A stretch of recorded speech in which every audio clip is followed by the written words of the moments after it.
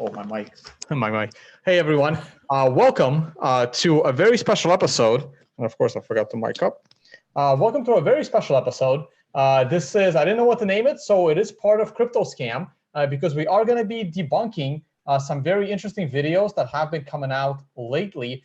And the big one with over 200,000 views was, of course, the unmasking of yet another Satoshi Nakamoto. And we're going to take a look at that. I am joined on this video by the one and only Jimmy Song. Another guest may or may not be joining us. We will find out. I did invite one other person.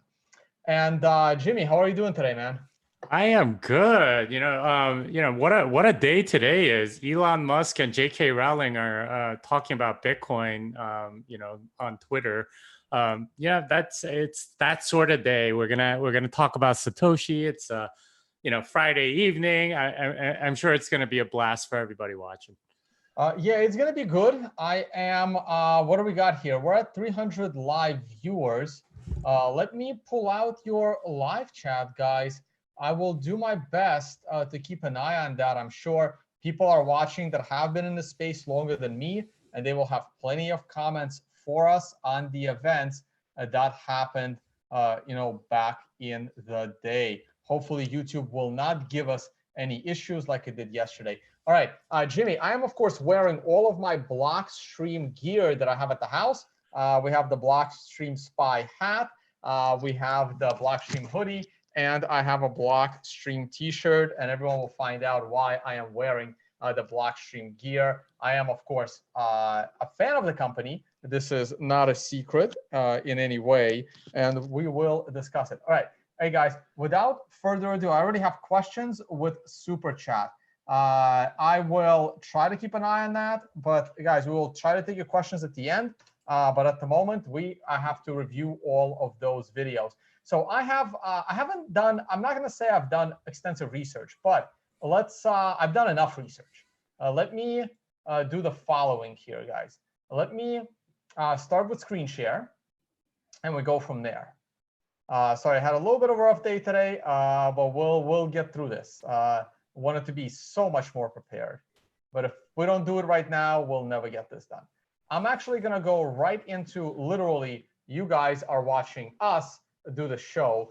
This is the YouTube channel. I'm going to put it on. It doesn't really matter if I put it on full screen or not. Look, so here's what I've done. I've watched all of those videos and I've made all of my notes. Once again, I've used up every character of the description. There's actually a little more here, but this I can shorten it as much as I could. And we're going to go through it.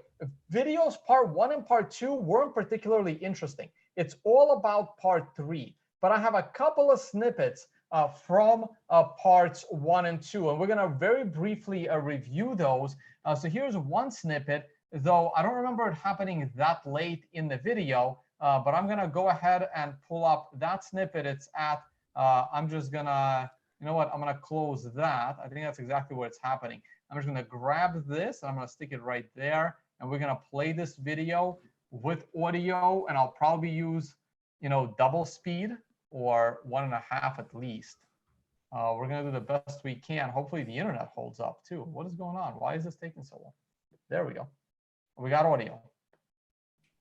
On a home computer.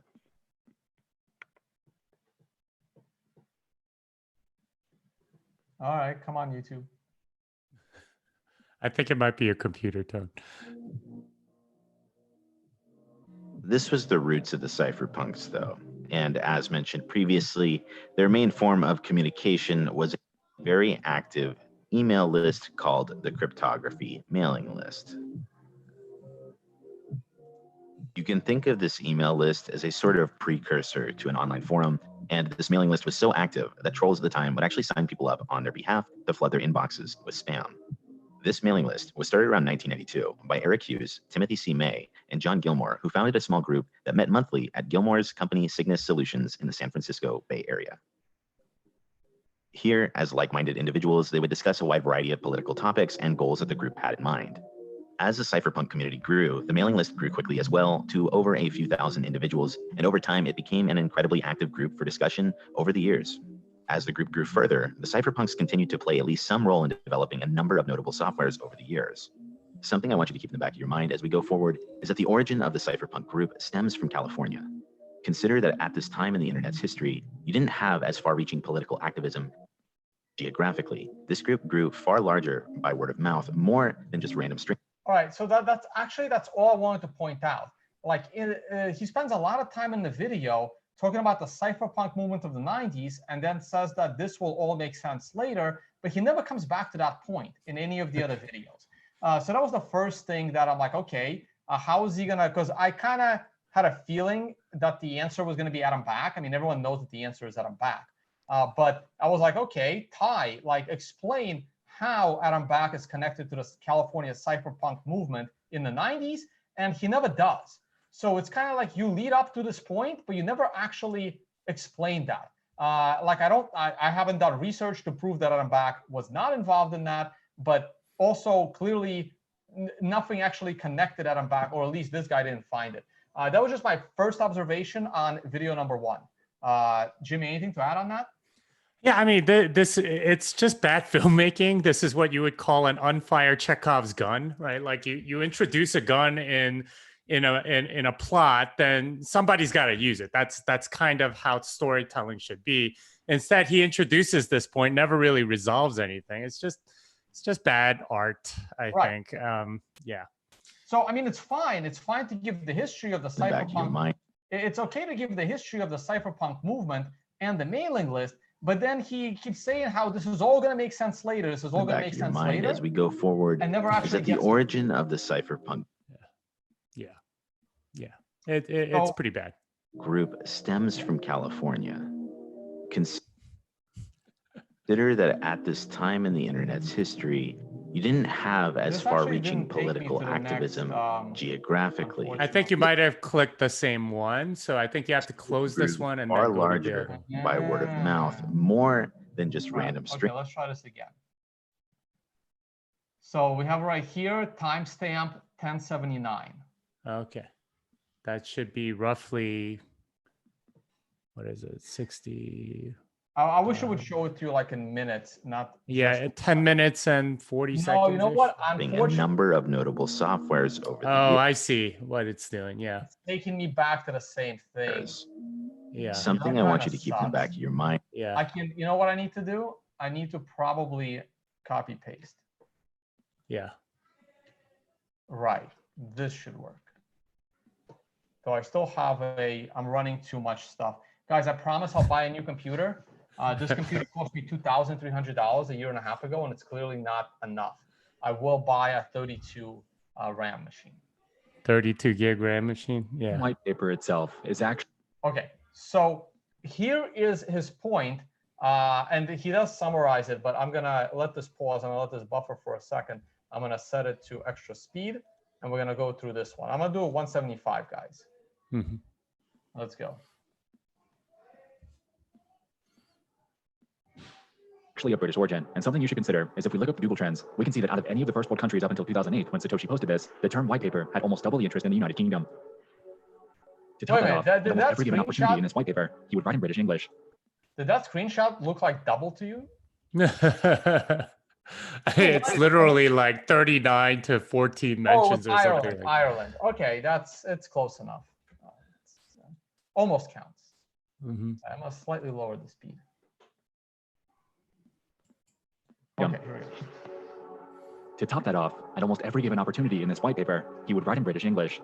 Throughout his various writings across all his profiles, he uses terms like checks, analyze, favor, organize, and even bloody difficult. Throughout all his writings, he never spells anything incorrectly, though keep in mind that none of us are perfect, which means that whatever spell checking software he had at the time was correcting him in British English. What's incredibly interesting about all of Satoshi's writing on the internet over the years is that he used 2 full spaces after a period in every single sentence. I kid you not. Go look up his forum account on Bitcoin Talk and you'll see what I'm talking about. This idiosyncrasy is found predominantly in 2 categories of people. One instance for the use of double space after a period is that of academics, as a few different college writing styles mandated the use of a double space after a period. But here's the thing. Many of these college formats have since then removed this requirement over the years. What's interesting here is that Satoshi casually used this double space after a period method to the point that it became muscle memory, which hints at this habit having been done for years.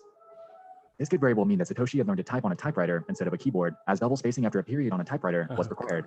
If this is true, this gives us a major hint about his age.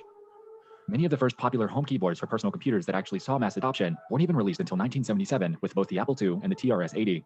Typically, most schools at this time didn't have you write papers on typewriters until college, which leads me to believe that Satoshi Nakamoto is far older than he stated on one of his online profiles. On his P2P Foundation forum accounts, it states that he was born on April 5th, 1975, which, by this time, it would make it far rarer that someone would grow up learning to type on a keyboard over a typewriter. Okay, I gotta pause it here. So, Jimmy, you are older than me by a few years. I am younger. I was not born in 1975. I am younger than that. I think you're around there somewhere, mid-70s. I am right around there, yeah. Right. I am, I don't want to exactly say how many years younger, but I'm younger. I'm not in the 70s. And I learned to type on a typewriter. So that claim, for a fact, doesn't make sense, right? So I learned to type on a typewriter. It was in a New York City high school where we had a typewriter. And because my family was very broke, we were immigrants, I literally, they couldn't afford to buy me a typewriter because I was taking a course to teach me how to type. And this was either sophomore year in high school or junior year, probably sophomore year in high school, my best guess. And it was in the 90s. And it was done on a typewriter. Now the typewriters were coming in fancy. You could do like hit the backspace and it will delete, it will like erase a letter. You don't have to do it by hand. They were getting fancier, but my family couldn't afford it. So literally someone donated me a typewriter from the 1960s. And that's what I was using to write my papers on in the 1990s. And this is not like somewhere in the middle of Africa or India. This is New York City, okay? So claiming that you did not, you would have learned to type on a computer since the early 80s is kind of ridiculous because, like I said, I learned to type on a typewriter in the mid-90s. And I was also a double space guy. I used double space all the way probably until mid-2000s, until just you really start to, I mean, I was using that for a while. What is your take on this? Yeah, I mean, I've had a computer since I was like 9 or 10, and I was born around then. But like one of the things that I learned when I learned to type at school, and this was on computers, I was in, I guess, a more prosperous neighborhood or something like that, but was 2 spaces after a period. The single space after a period thing, I didn't hear about until like, maybe mid 2000s. I think there was a graphic designer friend that told me like, you should just use 1 space. That was the first time I heard about it, was like in the first decade of the 2000s. I mean, this doesn't make any sense. It's just like, if you were born anytime before like 1990, I think you did 2 spaces. And then it was only later on that, you were told to switch to single space. And we know that Satoshi wrote this in like 2008 before this transition kind of happened. So I don't like this doesn't make any sense at all. Oh, hey, Jimmy. Hey, guys, if the real Barely Sociable is in the chat, please do not like censor him. What the guys? He wants to get in the call, but like, we're not done saying, Barely Sociable, if you're on this, and you want to get in on the call, you don't have to wait until we're done. And then you could make notes, and then we're happy to bring you on. But in the meantime, please don't censor him. Let him say whatever he wants in the live chat, guys. What was he on the live stream? I don't remember who Barely. He's in the chat, but I don't know if it's him or not. Like, I don't have time to like actually verify. In the meantime, if one of the moderators has, okay, I know how to send them the link, but I'm not ready to do that yet because I'm not going to get into an argument now. I want to get into an argument after we say our point, and this is not even the main point. So anyway, so this claim to me is silly, and I don't remember when I stopped using double spaces after a period, but probably somewhere close to 2010. And if I was, and if Satoshi Nakamoto claims to be 44, and I'm younger than that, add 5 years to my age, and I can still potentially be typing with double space. Well, Because- and you know, he wrote the paper in 2008, so right. it's before like the major transition, which I think you're right. It happened around 2010, 2012.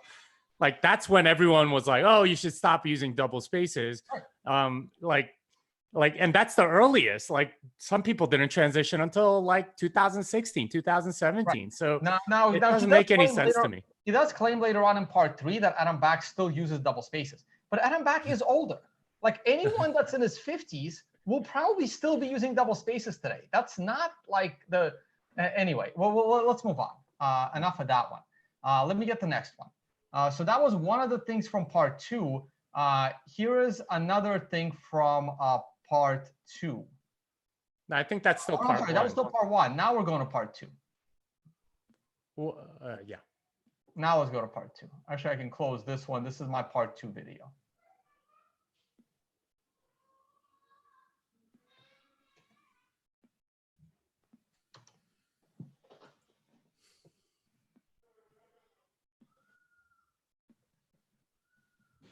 Which part is this?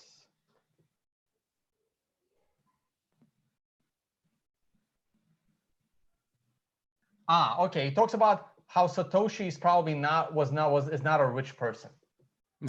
Might be worth it. Many conspiracy theorists might suggest that Satoshi doesn't need the money, but you should consider that the guy didn't even own an i5 or AMD computer in late 2010. Now you might be thinking, well, maybe Satoshi had an i7, and he didn't have access to an i7 processor either.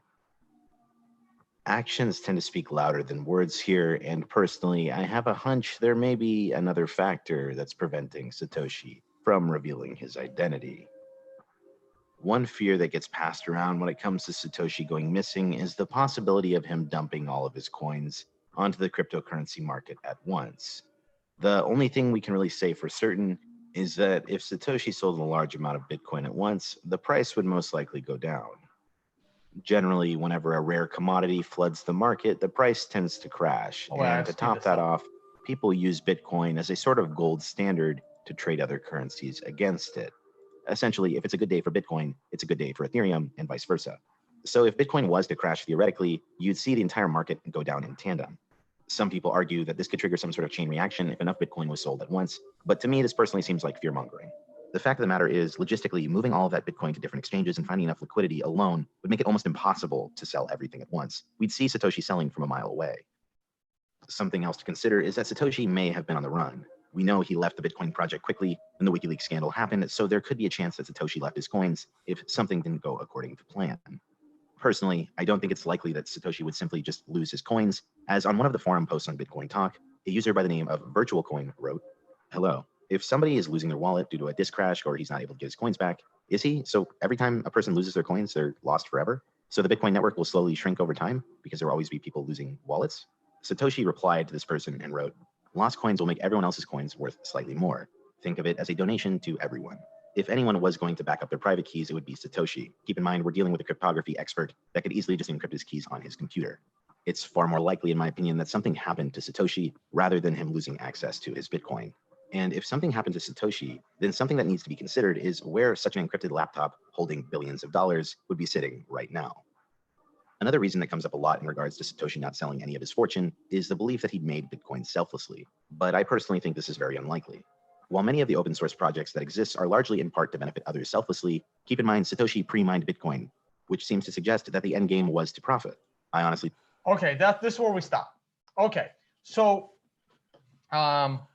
he does mention that he has a claim that Satoshi was not well off financially, which is fine. That's a little bit, assumption there. But this is the problem. Like the moment I heard that Satoshi pre-mined Bitcoin, it tells me that the creator of this video doesn't really understand how Bitcoin works. Because that's not what a pre-mine is. And a lot of people are demonizing Satoshi for pre-mining Bitcoin. It's a tactic that is used by shitcoiners to make their shitcoin seem more legit when they actually pre-mine it, saying that, well, Satoshi did it too. So Jimmy, explain why Satoshi, why that's not a pre-mine. Yeah. So first of all, like the whole premise is really flawed and sort of using logic from now as if Satoshi knew what it would be worth now to sort of impute motives in the past. Essentially, when Satoshi created and was running Bitcoin, he had no idea if Bitcoin was going to be successful or not. And in fact, very few people were running the Bitcoin client on the network. In various parts of 2009, there wasn't like blocks found for many hours because like literally no one was running the software. So like there would be nothing found for a while. So to suggest that his purpose was to profit when he had no idea if it would succeed, no idea that it would have any value. And, for him and for most of the people that were running it at the time, it was just sort of like an experiment to see what would happen. Like it is utterly ridiculous. It's suggesting that he knew that it would be this really successful project and that Bitcoin would be worth almost $10,000 in 2020. That's just utterly ridiculous. Second, an actual pre-mine is before you release the client, like mining as many blocks as you want before you release the client to everyone else so that they have a shot at it. Satoshi literally did that with one block, and that was the Genesis block. And interestingly enough, the Genesis block output is not part of the UTXO set. So those 50 Bitcoins are lost forever, can't be ever spent on the Bitcoin network because that's part of the consensus rules. So like literally was not a pre-mine. Now, did he mine early? Yes. And most likely it was to keep the network going because there really weren't that many people running it. We know Hal Finney's one of the early ones. There's a couple of other people that I know that were in there very early, but they were, old school cypherpunks that just wanted to see what the software did and so on. But that's not a pre-mine, guys. That's just mining. And the thing is, this is part of the immaculate conception of Bitcoin, is that like no one then knew that it would have any value whatsoever. And in fact, for almost like a year and a half after that, it didn't have any value until the pizza sold for 10,000 Bitcoin or whatever. It literally did not, like nobody really sold it or bought it or anything. So yeah, like it's just a really stupid way to make that argument, and it doesn't make any sense whatsoever. All right, so people are still in live chat. So barely sociable. By the way, guys, if you want to know if that's the real barely sociable, just click on. I'm actually going to check if that's the real barely sociable. I'm just going to go view his profile. Hide user, add moderator report. Wait, how do I? There was a way to view profile. Anyway, well, no, look, I can't let him on now because if I let him on now, we're just going to be arguing over this and not the actually good point. So there's two choices here. One, if this video doesn't go too long, he's welcome to argue with us after we're done. Or two, he's welcome to reach out to me and Jimmy and I will come back this weekend and do another one with just him based on his videos and our video. But yes, I don't mind giving him the stage to speak, but not right now. Later. Okay. I'm going to play maybe another 30 seconds, and then we'll go to blame the guy, and I don't think many people would have a problem with this guy getting some reward for his work. In my opinion, if Satoshi were perfectly selfless, he could simply make a statement prior to his disappearance saying that he was burning the coins. I may just be a cynic here, but I personally don't believe that someone would forego billions of dollars and years of work for everyone else's benefit. If you wanted to make the argument that Satoshi just did this for the good of humanity, why not just donate that money to charity instead of burning it? Can I respond to this part too? Because this is just... Well, yeah, but this doesn't actually matter. Well, like this stuff is irrelevant. Like what Satoshi may or may not do with his fortune that he may or may not have, whether he is or isn't alive, is somewhat irrelevant. But sure, reply. Yeah, I mean, it's just kind of a ridiculous statement. You have no idea whether or not he's doing it. Like, it's not a binary choice of, okay, he's either completely selfless or he's, he has to be a billionaire. There are degrees in between. Remember, like, if you're a billionaire, you become a public figure. Everyone knows who you are. There are threats on your life. There's like, risks of kidnapping. Any security expert, any cypherpunk especially would know all about that. There are other reasons than being completely selfless to completely disappear and burn the coins. I mean, it's just completely illogical here. And he just lacks imagination in thinking that. The other thing is the thing about an i5, i7 computer. I can't believe he didn't have one, blah, blah, blah. So you got to know this about developers. Most of the time, if you're working on another machine, it doesn't matter what laptop you're working on unless you happen to be running it on your particular machine. If you have access to different servers and so on, and it sounds like Satoshi did, there's good evidence that he might have. You know, what you do is you log into the server that you're working on and you do your work there. So yeah, I mean, it's not like the code he was compiling needed like many gigabytes of RAM or whatever. At the time, the blockchain was literally nothing. So, you know, you didn't need to load a large UTXO set or whatever. I know lots of developers that have really crappy laptops because they like the keyboard or something, right? Like it doesn't necessarily mean that you need to go and buy a better laptop. That tends like that's kind of like a popular misconception that developers need like the best computers. Actually, it's the people that have high time preference YouTubers that do have need better really nice computers, and I can only use an update. All right, let's just move on to part two. You know, I think there's a few more seconds here that are kind of Charity, useful. that's not actually true. Remember that I said cryptographic keys could be written on a piece of paper. So in this case, if Satoshi took the proper precautions, nobody would be the wiser if an anonymous letter showed up in the mail. So to summarize this section and answer the question of whether Satoshi will ever sell or not, I think it's highly unlikely. Some of you might say that Satoshi is truly playing the long game, but to counter this point, 85% of the Bitcoin in the world has been mined, and we won't likely mine the final Bitcoins until sometime around 2140. Even if Satoshi were playing the longest game in the world here, it still wouldn't require you to sell all at once. So this is truly puzzling as to why not a single Bitcoin has been sold. Well, it's puzzling, but it's irrelevant. So let's move on. It doesn't say anything about who the creator is. So yeah. Right. So here's part three. I think I'm just going to play it from the start, and I'm just going to reference it at certain points. I'm going to, hopefully, I know it's 40 minutes, but we are on faster speed. Or we will be in a second. I'm going to do 75. Okay.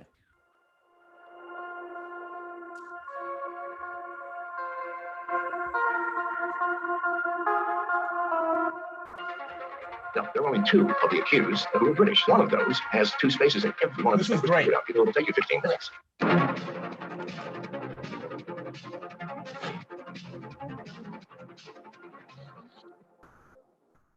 I hope the McAfee part is in here. As you all know, it's been a while since I've talked about Mr. Satoshi Nakamoto. And in all honesty, this topic has been something I've put on the back burner until I can actually figure it out. Now, I know you all are incredibly anxious to watch this video, but if you haven't watched part 1 or 2, you should know that this video is building off 55 minutes of context, so I will link those together in a playlist for you now.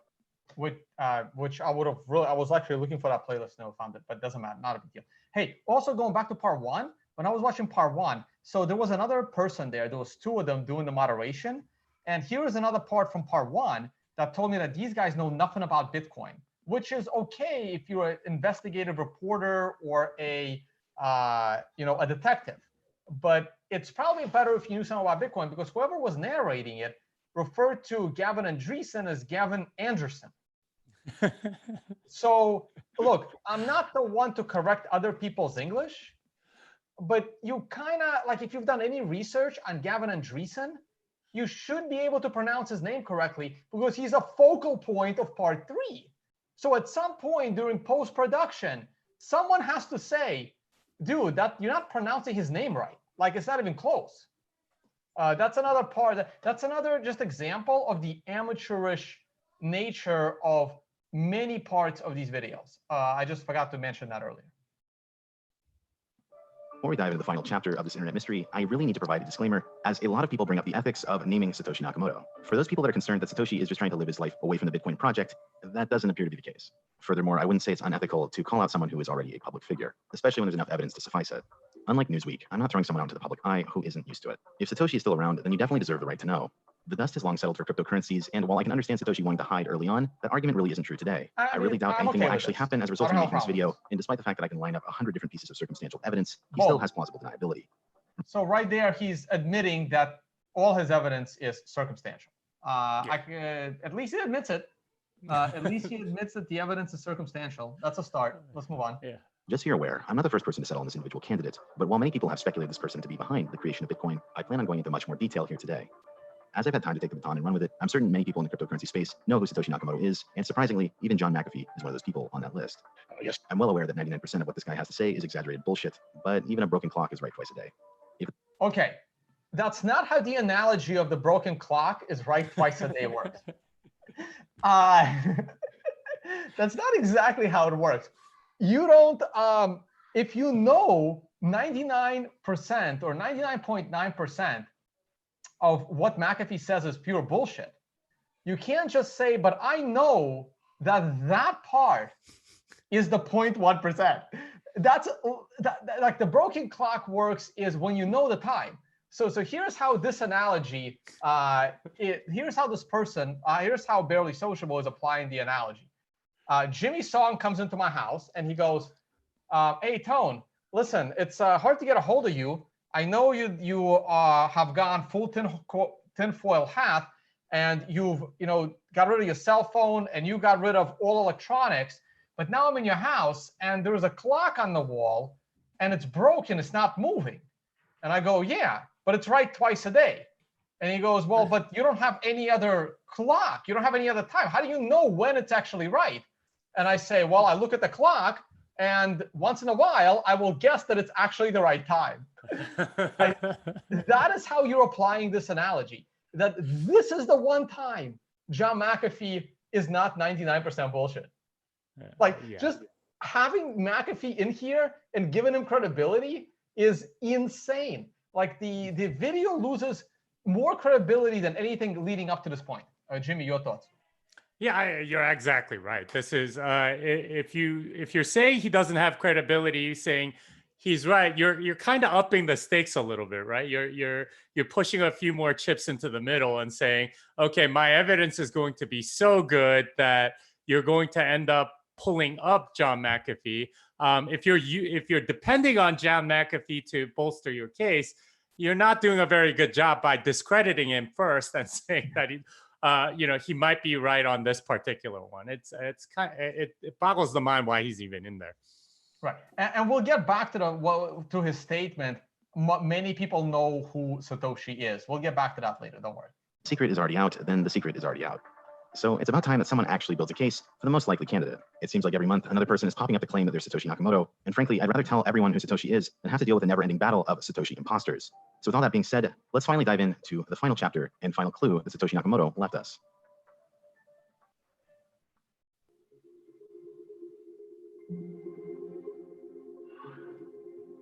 In the last part, we discussed Satoshi's message to the P2P Foundation forums. This was a day after Newsweek thrust California resident Dorian Satoshi Nakamoto into the public eye. Last time we covered this topic, I pointed out how this message was never debunked and was likely from Satoshi. We ultimately came to that conclusion because despite the fact that Satoshi's P2P Foundation forum account was hacked, we managed to find the date that the hacker recovered this forum account. The recovery date showed a 6-month discrepancy. Also, at the end of the last video, I hinted at this message being Satoshi's final mark on the internet, but there is actually one other message that exists from one of Satoshi's accounts that has also never been debunked. This message was sent at the peak of the Bitcoin scaling drama, and this message also comes from Satoshi's Vistomail email. Now, if you recall, Satoshin@gmx.com was the email that was hacked, but Satoshi had another email address, and this email was almost exclusively used on the cryptography mailing list. Understanding the context of this message and what happened in 2015 is crucial in understanding why Satoshi hasn't revealed his identity, so please bear with me as we get into some of the technical aspects. All of this begins with the very first response to Satoshi's Bitcoin white paper on the cryptography mailing list. The very first message came from a person by the name of James A. Donald, and he said, "We very, very much need such a system, but the way I understand your proposal, it does not seem to scale to the required size." Fast forward to 2020, and this individual problem regarding Bitcoin scaling still remains. If you've ever tried to send money with Bitcoin, you probably know the transaction process is far from instant. The reason this is the case is due to the fact that every time a Bitcoin transaction has to take place, it has to be verified inside blocks by the Bitcoin miners. Think of each block as a page in a book. A new block is added to the blockchain roughly every 10 minutes or so. One of the bottlenecks to scaling is that each transaction takes up a bit of space. Currently, there's a size limit that is set to 1 megabyte per block, which means the Bitcoin network can process around 7 transactions per second. As more people start to use Bitcoin, more transactions need to be verified, and since miners can only verify a certain amount at a time, the network hits a maximum capacity, which causes slowed transactions and higher transaction fees. Now, Satoshi debunked this part because he doesn't take into account anything about SegWit here. Right, no, not yet. I was gonna pause right after this part. Okay. Give me 1 second, Jimmy. Okay. Higher transaction fees. Now, Satoshi added this 1 megabyte block limit in secret in 2010. And the reason he did this was added the 1 megabyte block limit in secret in 2010. Was it added in secret? Because from my understanding, and I wasn't there, guys, I wasn't there. From my understanding, after Bitcoin was released in early 2010, I didn't really see the date on that. If I go back a little bit, there's no date on this. I mean, it's Googleable when he added it, but it was in 2010. And he added it because other people in the community told him why the block limit needed to exist. So I don't understand how it's possible that he would have added it in secret. Yeah, and it's all open source software. The whole point is that it's out in the public. It's completely transparent. It's a complete mischaracterization of what happened. So somebody came up with a way to attack Bitcoin very easily because like Bitcoin was worth very little. What you could do is just for the lulz, create a block that's like 100 megabytes because like transactions were basically being mined for free at that point. And to combat that, he put in this as sort of like an anti-spam measure to suggest that this was done in secret or as some secret conspiracy. And like, especially like bringing up like the first reply to the mailing list saying, oh, this doesn't scale from some random guy, as if that's significant. Like it's very disingenuous. In addition to that, it's not a 1 megabyte limit anymore. With SegWit, you could go all the way up to 4 megabytes. Now, the optimum tends to be about 2 megabytes, and the transactions per second is more than 7. But these are like talking points that you see from Bcashers who have no idea what the actual technical stuff is. They just get all their propaganda from Roger Ver. So, I mean, like like when I saw this part of the video, that immediately had some red flags go off for me, because these are not fair characterizations, and they're very biased and seem to come from a particular segment of the Bitcoin community, which we can talk about a little more. All right, let's move on. We still have a bunch of time to go, but yeah, just the phrasing of this. Now he does mention the large blocks. In 2010. The reason he did this was to prevent something called a poison block attack. Essentially, if there was no block size limit, a miner could create a gigantic block, let's say the size of a terabyte.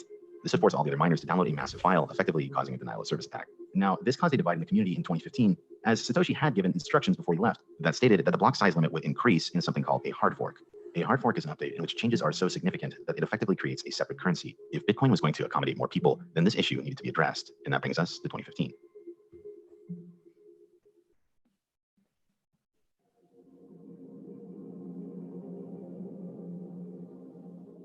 2015 is the year that Bitcoin saw a civil war.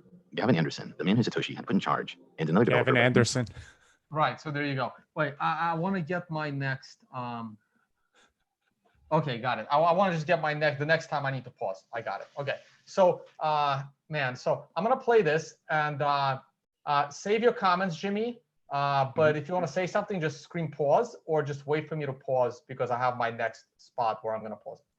Okay. Took it upon themselves to provide a solution for the Bitcoin scaling dilemma. In June of 2015, Gavin proposed Bitcoin Improvement Protocol 101. This proposal sought to increase the block size to 8 megabytes and double every 2 years if the miners were able to reach a 75% consensus and upgrade their software. If this fork was to succeed, then Bitcoin XT would actually overtake Bitcoin as the main currency. Many people agreed that this block size limit needed to be raised at some point in time, but the hard part here is getting everyone to agree on one proposal. Gavin's proposal was quite popular, and while it wasn't perfect, many people saw it as a way to deal with the oncoming influx of new individuals to the network. However, many of the other developers were not on board with this decision, particularly one for-profit company involved in Bitcoin's development. What you need to understand here is that Gavin expanded Bitcoin's team from 2011 to 2014, and throughout this entire time, Gavin and the Bitcoin Foundation were playing the regulatory game. The Bitcoin Foundation, to which Gavin was a founder, was created to improve Bitcoin's reputation after the Silk Road gave it its criminal background. The Bitcoin Foundation was the one hit with threats for running an unlicensed money business, and the Bitcoin Foundation was the one who testified against lawmakers successfully. Satoshi ran away at the first mention of the government, while Gavin's foundation played it correctly and lobbied for the right regulation. While Satoshi Nakamoto invented Bitcoin, Gavin's stewardship made it successful. But after all this, in April of 2014, Gavin would step down as the lead developer to focus on promotion. 6 months after Gavin would step down, Blockstream was founded, a for-profit company among a group of top developers. Essentially, can we pause here? I just want to talk about the Bitcoin Foundation for a sec. Sure. We can pause here. And okay, I don't want to get into the block size debate yet. Well, I want to talk about the Bitcoin Foundation, because at least the last couple of minutes of this video made it sound like the Bitcoin Foundation was this altruistic, perfect organization that did amazing things, and that they were tossed aside by a conspiracy of people. That's the impression that you get from watching the last couple of minutes of this video. What you should know is that they were very corrupt, that they charge something like a lot of money to join.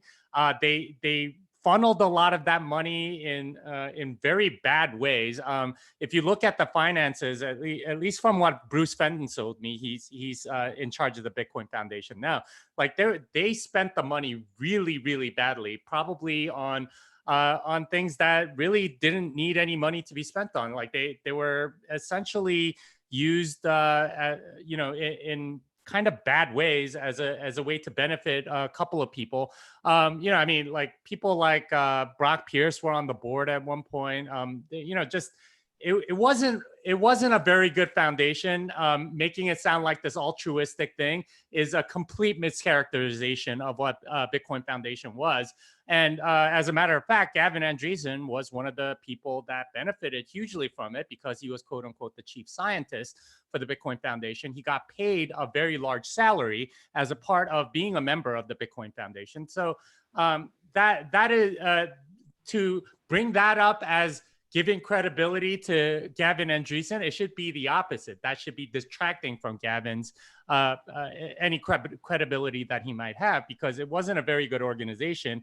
The foundation ended up basically losing all of the money that they had collected, a lot of it in Bitcoin, which had appreciated greatly during the time of its existence. So yeah, it's just kind of a really, like, this person that made it just doesn't understand Bitcoin or its history. Right. And I actually was going to pause, and I was going to say that praising Gavin for the Bitcoin Foundation is AKA bullshit. I was going to say that as well. That was in my notes. And the other thing that was in my notes is the constant specific mentioning that Blockstream is a for-profit organization. Now, Blockstream is filed as a corporation, as a for-profit company, because there's only two choices: a for-profit company and a non-profit company, right? A non-profit company goes with very different regulation as pretty much a charity. So Blockstream is not a charity. They're a for-profit company, but there is this giant assumption from everyone on the big blocker side that just because you have a for-profit company and they are not yet directly charging for any services, you, as not part of the company, know exactly what they're going to be charging for in the future. Something that perhaps Blockstream may not even know yet, but you do, right? So we'll get to this later in the video, but just because a company is a for-profit company, that doesn't automatically generate assumption as to how that profit is going to be generated. And there is this automatic conclusion that because they're a for-profit company, they have to keep the block small so that they can profit from side chains somehow, without ever explaining how. No one has ever explained to me how Blockstream is going to profit from a smaller block. If you said, Tone, how is Blockstream going to profit from side chains? Here's my answer. They're probably the smartest people on the subject of side chains, and they will have lots of consulting opportunities to teach other companies how to utilize side chains. That doesn't mean they're going to profit from the direct transactions inside the side chain. I have no idea how they're going to profit, but as far as I know, and I could be wrong, they're not profiting from Lightning directly from those fees. Maybe they are, but I haven't done my research, but on that. But like this assumption that there's this conspiracy because Blockstream is a for-profit company is ridiculous. Jimmy, your thoughts? Yeah, it's kind of ridiculous that he's characterizing Blockstream as like sort of the driver. He's setting up basically the Bcasher talking point about, oh, Blockstream is the evil puppet master behind all this. He fails to mention that like people like Corey Fields are from MIT DCI, that Alex Morkos and John Newberry and others are from Chain Code Labs. There are others like from DG Labs, other core devs that were a part of lots of other different companies. To suggest that, oh, it was just Blockstream, we're going to blame it all on Blockstream for not increasing the block size is ridiculous. There were lots of people that were against the block size increase that weren't part of Blockstream, but they somehow get lumped and say, oh, they're friends with somebody at Blockstream. Yeah, it's because you're developing open source software together. That kind of tends to happen. So it's just kind of a Bcacher talking point. It feels very much like spoon fed to this guy that clearly doesn't know very much about the history of Bitcoin into making this film. Right, but so Barely Sociable is commenting in a live chat, and he is putting the laughing smiley face and quoting me when I say I don't know how they are going to profit. I don't understand why that is such a funny, laughable statement. Jimmy, do you know how they're going to profit? I mean, like any startup, you try a lot of different things, and whatever works, you go with. And that seems to be their thing. They have stuff like satellites. They have a Lightning client. They have a Liquid sidechain. They're even running a mining facility in Georgia. They're doing like 100 different things, like any startup, to see where they can go and make money. That's what startups do. To suggest that ahead of time which one of those is going to be successful as a result of doing X, Y, or Z. If you're really good at that, and if you want to put money behind it, go become a VC, because or start your own company, because that is the hardest problem that any startup has to figure out, is product market fit, and you have no idea where that's going to come from until you try a bunch of things. All right, let's say that even like here's a good example.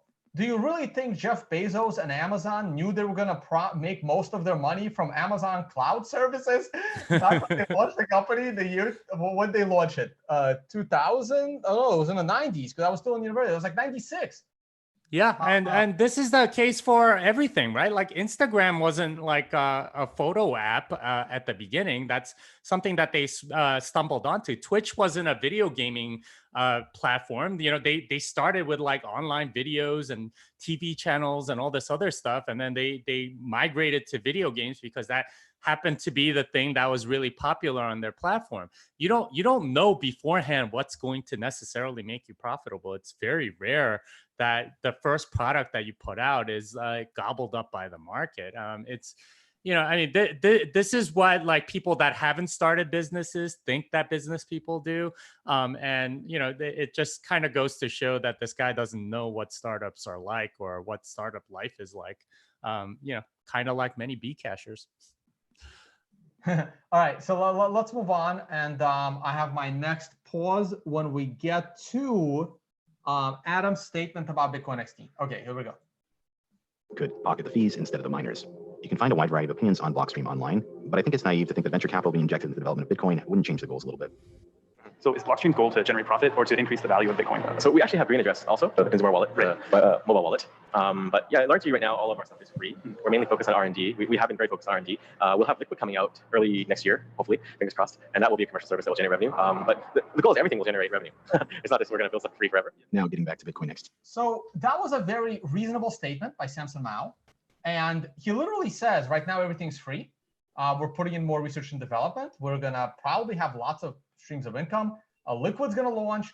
And I don't understand what the problem there is, because the other thing I forgot to mention was when people come to me with complicated questions, I'm not going to name any companies, and they're like, hey, I'm thinking of implementing this. I need some help with how do I implement Bitcoin payments? I connect them to Blockstream. I connect them to people at Blockstream who's like, hey, if you're looking for a consultant, these are probably your experts. You pay them what they ask, and it will get done. I just don't understand where the problem is. Like there's this assumption that you have to profit directly from the Bitcoin fees, but that's not true. Yeah, I mean, he's trying to make a case where he's trying to make them seem really evil from sort of like a very socialist perspective. Like, oh my God, these people are profiting. oh, how evil they must be that they're trying to profit, and that therefore they must have an agenda and they're all evil and stuff like that. It's this is the same caricature that Roger Ver's been giving of Blockstream for years now, and this guy seems to have fallen for it hook, line, and sinker. I'm not sure if he was paid for it or if he's doing it voluntarily, but let's move on. We can talk about that later. So speaking of evil, let's talk about Bitcoin XT. 15. If Gavin was successful in getting 75% of the miners to come with him, there would be no point in developing sidechains, and Blockstream's investors would probably be pretty upset. This was a coup because not only would this force block. I know for a fact Blockstream's investors would not be upset at all. Because, well, I mean, and not to mention that they were like way oversubscribed for their initial raise. Like there were people knocking down their door trying to get in on that round. Like they wanted to be an investor in Blockstream so bad, but I mean, they just sort of closed it. Like they seem to make it sound like, oh, these investors would be so upset if they pivoted to something else. That's not it at all. Like if you know anything about the VC industry, you invest in the talent and the people that you're investing in. And this was an amazing team that they were investing in. I mean, you had people like Adam Back, Greg Maxwell, Andrew Polstra, Peter Wohler. Like, I mean, you don't get a company with that kind of talent very often. And when like you just throw money at them and see if they can be successful doing something. So there was a huge demand. Like the motivations there are like make sense if you're kind of like a socialist kind of person and you kind of have an idea, and for noobs this might sound convincing, but if you know anything about it, what actually happened, it's not the case at all. Like there were people knocking their doors down to invest in this company. And from my side, like I personally had many conversations with people that were involved in getting some of that money in. And the biggest demonizer, like the most evil name on the list of Blockstream investors is, of course, AXA. I don't have any of their hats, unfortunately. I think I had one at one point, but AXA was the big financial. First of all, they're mainly an insurance company, and they have a giant VC fund. Their VC fund is in the billions of dollars. They put in something like 50 million or 5 million. I don't remember. I think he flashed a list. I know there were fives involved. And AXA put in, oh my God, they put in 55 million. They put in 55 million out of like a $10 billion pool. Like they literally put in the most minimal amount that they didn't give a shit about. Trust me, there's no representative of AXA at the Blockstream office telling them what to do. Yeah, and the thing is, if you have that much leverage as a startup, like you don't need to give up a board seat or anything. Actually, like you can just tell, like if later on they're like trying to tell you to do something, you just go, screw you, I'll go find another investor and you won't be in our next round. That's the kind of leverage like a company like Blockstream has, because I mean, let's face it, they have a lot of talent, they have a lot of cool products, they have a lot of interesting things that they can interesting technology that they're working on. They don't have to, like, they're not beholden to their investors like this video is making it out to be. All right, let's move on. To get larger, it would also give developmental control back to Gavin and Mike Hearn, as Mike was the only one with commit access to Bitcoin XT. Now I want you to pay attention to the following statement given from Blockstream CEO. When he was asked if the blockchain forks and Bitcoin XT prevails as the dominant chain, then that also establishes a new core team of developers with Mike Hearn and Gavin Anderson in sole custody of the source code. How would this change the long-term governance of Bitcoin? Adam Back responded, Gavin naively thinks he'll do a coup, force the issue, and then invite people to participate in the coup. However, Mike states in the Bitcoin XT website that he is the final decision maker, so it's clearly intended to change the decision-making process, and Mike has not been without bias and controversy. It seems quite unlikely from indications I see that any of the core people who maintain Bitcoin security will participate in Bitcoin XT. It is therefore not clear that Bitcoin XT will have the resources or expertise to maintain its safety and security. Which is the most logical, nicest statement anyone has ever said about XT being from the other side. Yeah, and it's absolutely true. Mike Hearn was not liked by most of the core developers, and his sort of attitude of my way or the highway was exactly what kind of alienated him from the community and what led to his rage quit. You know, like his famous rage quit. I think it was 2015, 2016. It was 2015. It was like right at when Bitcoin was like around $450, right before it started mooning in 2016 and 17. Yeah. So I mean, he made a great financial decision there. But yeah, the fact of the matter is, like, he's not a very good developer. Neither was Gavin Andreessen, Well, and it was his change that forked the code in 2013, the unplanned hard fork. I wish I grabbed the messages from that. I think it was Luke Dash and Gregory Maxwell when one of them was like, "So accidental hard fork," and the other one replied, "Yep." Well, not just that, but there, like, you read some like old Bitcoin dev mailing list threads, and it's like somebody's explaining an idea and Mike completely misunderstands it, replies, and then somebody's like, let me just explain that again, because, you know, trying to assuage his ego. Here's what he means, and then it'll be, oh, okay, I gotcha. Like, it's clear that he wasn't that great a developer. That's and it's same thing with Gavin. He had some of those like senior moments on dev lists and things like that. So guys, here's what people have to understand. And I've made this analogy before, and I'm not a big fan of analogies, but here's an analogy. If myself or Jimmy Song end up in some rural village in the middle of nowhere, like India, Africa, Asia, that has never even had electricity, we will probably be the best doctor in that village, medical doctor. Just from our general knowledge of life in the United States. That doesn't mean we're the best medical doctors. So there were lots of early developers in Bitcoin. Just because they were there early doesn't necessarily equate to them being the best developers for the job. It just means they happen to be there. And it was great that they were there, because they were the best person for the job at the time. But this is also why you fire incompetent people and hire better people. You don't stick with your first employee if he's terrible because he was first. Yeah, there's no seniority or like it's a meritocracy in Bitcoin. And this was one of the things that, like, you know, really showed that they didn't understand the value prop of Bitcoin, because they wanted to create Bitcoin XT with Mike as, you know, benevolent dictator for life. That's so against the whole spirit of Bitcoin and what it was about, that all of the core devs were pretty much like, well, first of all, I don't like working with Mike. And second, I don't think this is a good idea, and it's against the whole spirit of it. So I don't know what else to say than to like characterize it better than this video is doing, which is like, oh, it was this altruistic fork. No, it was by this belly aching, not very good developer trying to take over the whole network as a dictator. That the code of Bitcoin XT, as it was first released by Mike Hearn, had like, it was like banning IPs and like blocking addresses or something. Like, there was like censorship in the code. Well, I mean, he was benevolent dictator for life. He could do whatever he wanted. He wanted to be Jerome Powell or something, essentially. It was just such an insane idea. And to characterize that as a good idea, like this video does, just tells me that this guy doesn't understand Bitcoin at all.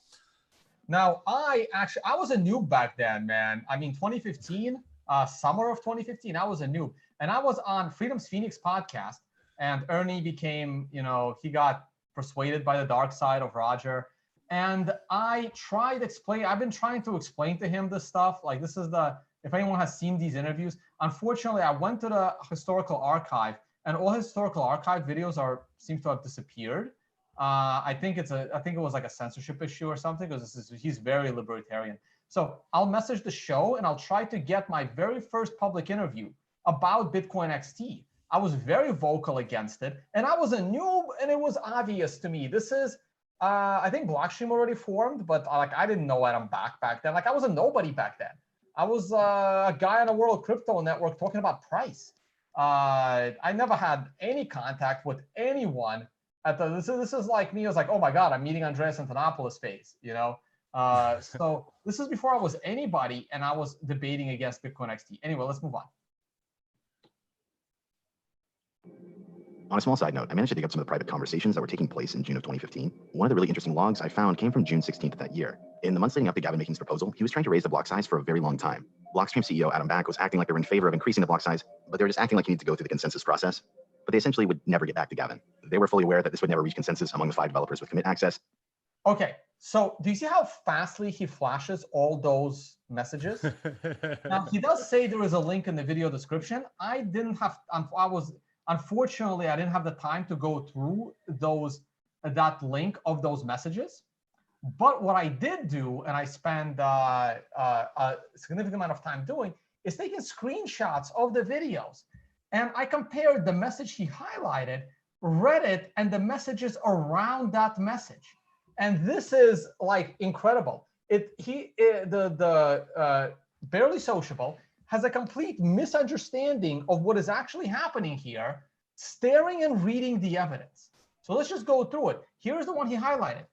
But thanks to Garzik, Jeff Garzik, but thanks to Garzik for helping steer the conversation to a BIP review-oriented approach, something that open source development is. Hopefully, we'll have a few more BIPs and can review it in the context of decentralization plan. So this is basically Adam Back. He's Barely Sociable is picking out this comment to demonize it. When in reality, this is Adam Back saying, this is how open source works. Let's have some of these things. Let's review them. And let's figure out if Bitcoin will stay decentralized if we execute them. That's what the sentence is saying. Instead of Gavin saying, we have to do this change right now. Yeah, and the thing is, like, they did get a BIP number, right? Like with a BIP draft, and there were multiple BIPs that were in contention and so on. The thing that Gavin and Mike were really upset about was that their BIP didn't get through right away. It seemed, at least to me when I was going through it at the time, that they felt they had like an entitlement to be able to tell the rest of the core community what they should be doing, and that's just completely wrong. That's not how decentralized open source software development should work. Or like, you can't dictate to everybody what to do. And this is the famous comment that Gavin Andreessen made around that time. I have to start throwing my weight around, as if he can just sort of bulldoze everybody and bully everybody into doing it. What Adam's saying here is, no, let's, thanks, Jeff, for starting this process. Let's go through it like, reasonable adults and, come to a consensus instead of just, letting Gavin do whatever the hell he wants, which is kind of what Gavin wanted. So here's the thing. I'm gonna try to read this real quick. I don't think we're gonna focus on Garzik because that was a disaster later on. But look, just go to the top of the screenshot. Like I said, I didn't go to the website, but just look at Adam's comment. So he's replying to somebody. Here's hoping Gavin and Mike can be yet persuaded to abandon the unilateral fork and the bypass of the code review and maintainership of Bitcoin. It's kind of ambiguous what is going to happen. So this is Adam Back saying, hey, if Mike and Gavin go through with this, we don't really know what's going to happen. This is kind of like bypassing code review. And then Gavin accuses Adam Back of spreading FUD. Yeah. And we found out what happens when you just sort of bypass code review and stuff like that. That happened with Bcash, and that happened with 2x. One of them had a bug that was a complete showstopper. The other one ended up having an emergency difficulty adjustment that didn't really work, that they had to do another hard fork 3 weeks later and so on. So, I mean, Adam's concerns are perfectly legitimate, and I think it's been proven out over time.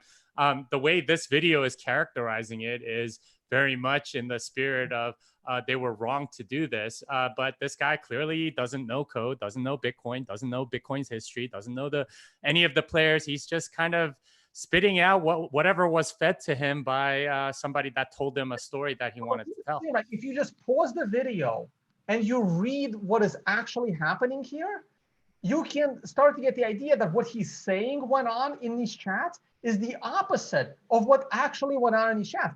Did he purposely like pick the worst possible screenshots to show on camera, or is he assuming like? Yeah, I don't think he actually read this. He just wanted like to. The first person to actually pause this and take a look. Yeah. Anyway, let's move on to the next one. And so again, like this is the next screenshot 3 seconds later. So here we go again. I actually read through these, but let's just read the highlighted parts. The parts that the Barely Sociable decided to prove how Gavin was right and Adam was wrong. So here's Adam replying to Gavin. There are multiple questions, but that is not the issue. What kind of issue could be and is being hashed out in the technical discussions? Example with Garzig's BIP. Gavin, I think this is not just Peter Todd. It seems to be every core dev and everyone else who has made significant number of patches. And here's Gavin replies, really? I haven't seen discussions of Garzig's BIP. Where has this been taking place? So he's talking about it being in complete and utter secret, but then other people are replying, Gavin, it's happening in the Bitcoin mailing dev list. Like other people are replying to him where these discussions are happening, and Gavin just refuses to acknowledge the fact that he wasn't personally emailed, and it was there. It was in the public domain for maybe not public domain, but it was in the sub developer public domain. Like Gavin had access to all that information. Yeah, I would love to bring Brian Bishop on the show.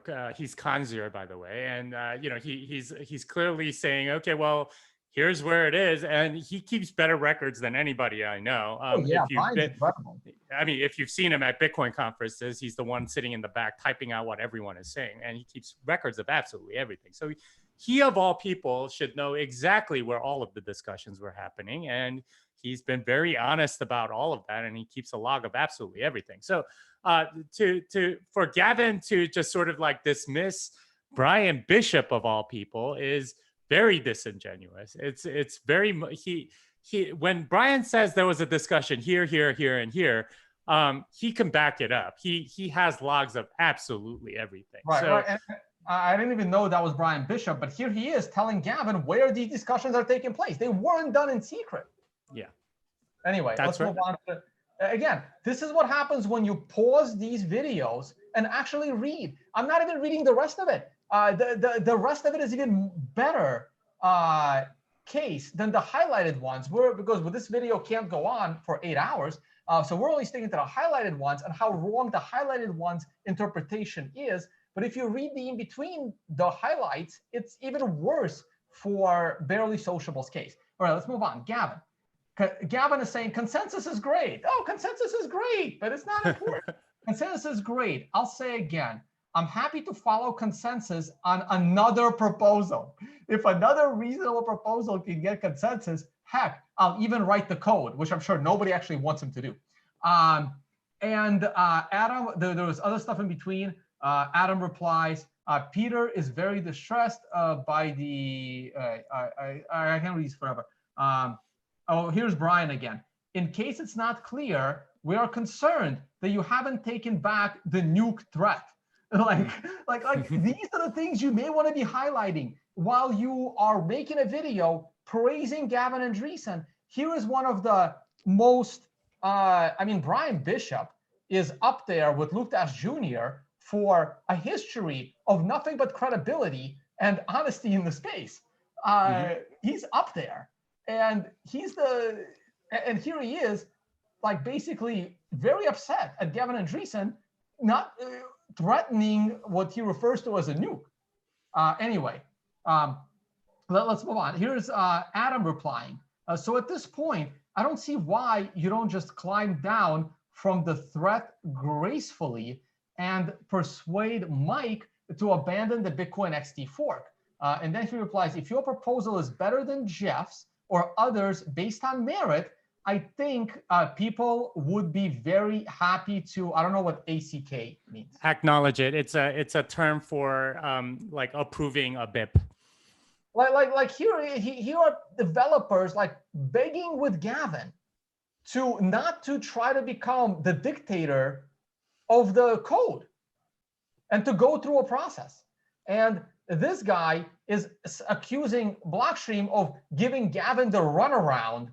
Anyway, it just gets insane. So here, Gavin replying to Adam, how about not putting all your eggs in one basket? That is the opposite of what Adam is trying to do. This is what Gavin is trying to do. Again, like, I don't understand how Barely Sociable manages to highlight the worst possible quotes that make Gavin look incredibly bad, and then talking about it in a video, trying to make Adam look bad and Gavin look good. Well, like that takes incredible skill. Yeah, well, I mean, he's just, singing off the song sheet somebody else gave him. I mean, I don't think he's critically thought through any of this stuff. It's a particular story. And, I know how filmmakers think. They want some sort of drama. They have a story that they want to tell. And if it doesn't fit into that story, they, mush the facts to make it seem like, fit the story arc that they want. And the arc that they want to tell is Gavin Andreessen is the hero, and Adam Back is sort of like the villain. That's kind of the surprise ending that we're getting, is that this person Satoshi, who you think is awesome, is actually the villain. That's kind of the arc that this whole documentary series has. It just doesn't fit the facts. That's the problem, and he doesn't really seem to understand that, or he seems willfully blind to that in this part of the video. Like Bitcoin XT was the definition of putting all your eggs in one basket, and while potentially lighting that basket on fire, because it was a dangerous code, not to mention forking the community. Anyway, thank God that was over. So I think this is my last one in that 12-minute mark, and then the next one is further down. Okay, here. Hearn saying, please be aware of something important. I'm starting to hear from people that investors, both current and thinking about it, are realizing that Blockstream appears to be able to block a change that has extremely strong, widespread commercial support, and they are freaking out about it. So here's Mike Hearn, not naming names, spreading complete and utter FUD. This is what FUD is, saying that I'm hearing through my sources that Blockstream investors are making Blockstream block these proposals that have widespread commercial support. Well, we saw what commercial support got Bcash, because it was actually the same commercial support. So there you go. So here's Mike Hearn literally spreading FUD. And the final one from that block before, because that's at 12:41. This is Gavin. This conversation would go better if we all could assume that we all have best intentions and are contempt. I really, competent. I try really hard to do that. Gavin, Adam replies, Gavin, you nor Mike have been particularly clear about how it's going to be limited in time. I'm not, oh yeah, because he's saying how the threat of the block size, like Bitcoin will die if we don't immediately raise the block size. Clearly that has been proven wrong, because here we are 5 years later. And Bitcoin is stronger than ever. And finally, Gavin replies, that is how open source works. Again, Gavin is just saying the opposite of what reality is. If you're unhappy with direction the project is going, fork the code. So Gavin is saying, but he's not telling Adam to fork the code. This is Gavin saying, this is how open source code works. If I am unhappy with how the open source is going, I am going to fork the code, and everyone's going to come with me. Yeah, and I mean, what Mike said in the previous one, I think, was actually kind of accurate, right? The people that were whispering in his ear were probably companies like blockchain.info, maybe BitPay, you know, some of the bad actors that ended up signing the 2x agreement, they were probably whispering in his ear and saying, you know, we need a block size increase or else blah blah blah.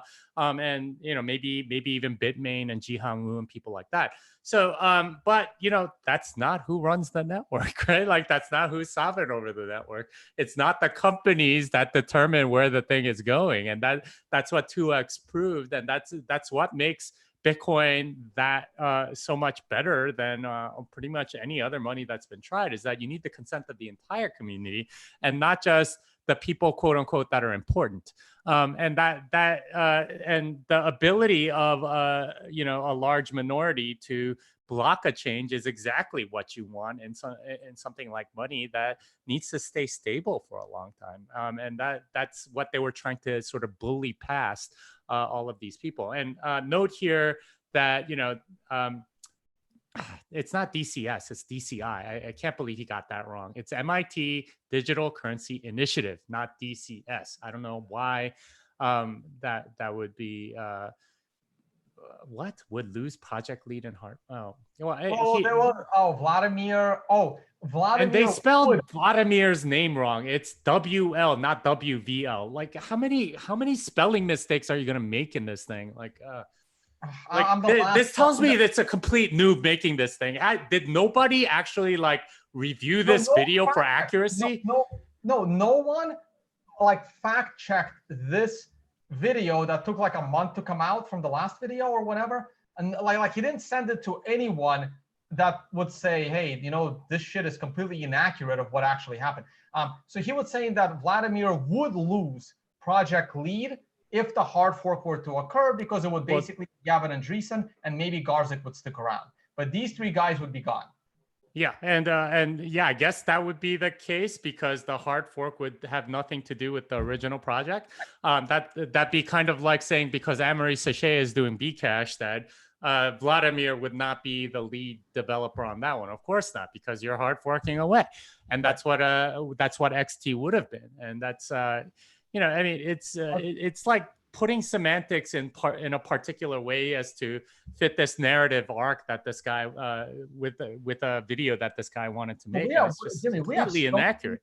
I think the majority of our viewers right now are big blockers, so the live chat is actually hilarious. Hey guys, let it go. Don't censor him, because we're about to get to the censorship issue. So let me not, like, you know, be accused of censorship that I'm not actually doing while talking about censorship. So let's just let him speak whatever. If it's like if it's actually like bad, like a scam, then like. Because 2 out of those 5 are Blockstream co-founders, and they were basically gaslighting Gavin to waste his time while they could work on their sidechain solution. I've copied this conversation over so they can't delete it, and it's in a paste bin that you can find in the description. No in one this is chat log, deleting Mike Hearn this. references how he's heard from investors. And I know most of those people actually have logs of this exact conversation, right? No one from Bitcoin Core is deleting that, because that conversation literally proves their point. And Conzier has, like Brian Bishop literally has all of this stuff. I'm sure Greg Maxwell does, as well as Vladimir and all of these other people. Like, if you're on IRC, this is one of the first things you do is to log all of the activity, so you know what's going on. And if you happen to be gone for a few hours, you can catch up on conversation and so on. Right. It's like the statements that are like, oh my God, blockchain was going to delete this. It's been around for 5 years, but they're all of a sudden going to delete it, you know? Power to stop changes from going through in Bitcoin. Gavin mentions that this conversation would go a lot better if we could all assume that we all had the best intentions. And in this chat, he references Bitcoin being controlled by a council of elders, despite the fact that a vast majority was in favor of increasing the block size. I will leave this in description. All right. Okay, no, not a vast majority was in favor of a block size. I don't know where he just sort of states that as if it's a fact. You know, I didn't pause. Like this is another one. It's like here, Gavin Andresen accuses Adam of you know, doing some kind of a secret chat, even though all of this was happening in their like everyone had access to it. The vast majority was in favor of increasing. Okay. So here's some poll. I don't know where it was. There's no I don't see any references to this. Only 621 people voted. It was created on the 4th of June 2015. In 3 years, yeah. Or 6 years. Results breakdown, and should the Bitcoin block size limit be raised within the next 2 years? And by the way, At this time, many people were actually in agreement that the block size should be raised if it can be done safely. I was on the bandwagon that yes, Bitcoin block size should be raised. Peter Willa gave his proposal to raise it 17% a year, and people thought that was too low. Like there were, at this time, like I remember this because this is when I started paying attention to this shit. All right, I'm getting hot.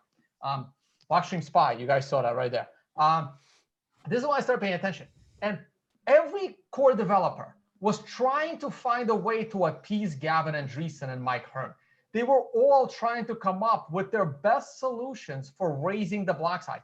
So this poll is totally biased because Andreessen wanted it to happen the following day. The poll says in the next 2 years. I might have voted yes here because at the time, most of us were under the assumption that the block could actually be raised with a consensus hard fork. It was only like 6-7 months later did we come to a realization that a hard fork was always going to cause an altcoin, and plans for a hard fork were scrapped, especially when Luke Dash Jr. was able to come up with a way to soft fork SegWit.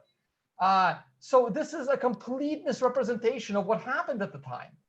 Yeah, like Tone is saying, there were at least 5 different proposals. You could go look them up right now. I think they're all in the BIP 100 to 110 range. Among others, like Gavin's was just one of them. This video is very deceitful in saying, okay, well, this making this poll seem like it's support for Gavin's particular block size increase, which would have gone to like many gigabytes. I think very few people actually wanted that one. This is asking, okay, should we do a block size increase at all? And there were, again, like 5 or 6 different ones. And if you favored any one of them, then you would have voted yes on this particular poll. In addition to that, remember, SegWit was a block size increase. People still refuse to say that, but it was a block size increase that happened in 2017. So within 2 years, this happened anyway. So Jimmy, let me rephrase. Every single person that voted yes right here got a block size increase with SegWit. Yeah. So, I mean, this is, again, like somebody is spoon feeding this guy like talking points, and he seems to have swallowed it complete. It just doesn't understand anything about what was happening at the time, and is mischaracterizing everything to fit a particular narrative arc. All right, let's move on. Hey, is there like music in the background that you hear? No. Let me. I'm gonna start playing the video. I'm gonna run upstairs. I gotta close my door. My neighbors are partying. And let me not say that on camera before a bunch of drones and cops show up. But I wanna close the balcony door. But I'm gonna play the video while I run upstairs and do it. All right. The block size. I will leave this in the description for you guys to read through, as I think it gives you plenty of insight to what pushed Gavin to try and do a coup. To be fair, I want to recognize that both sides here were vying for control over the project. But as it starts to play out, I lean more towards Gavin having better intentions. What?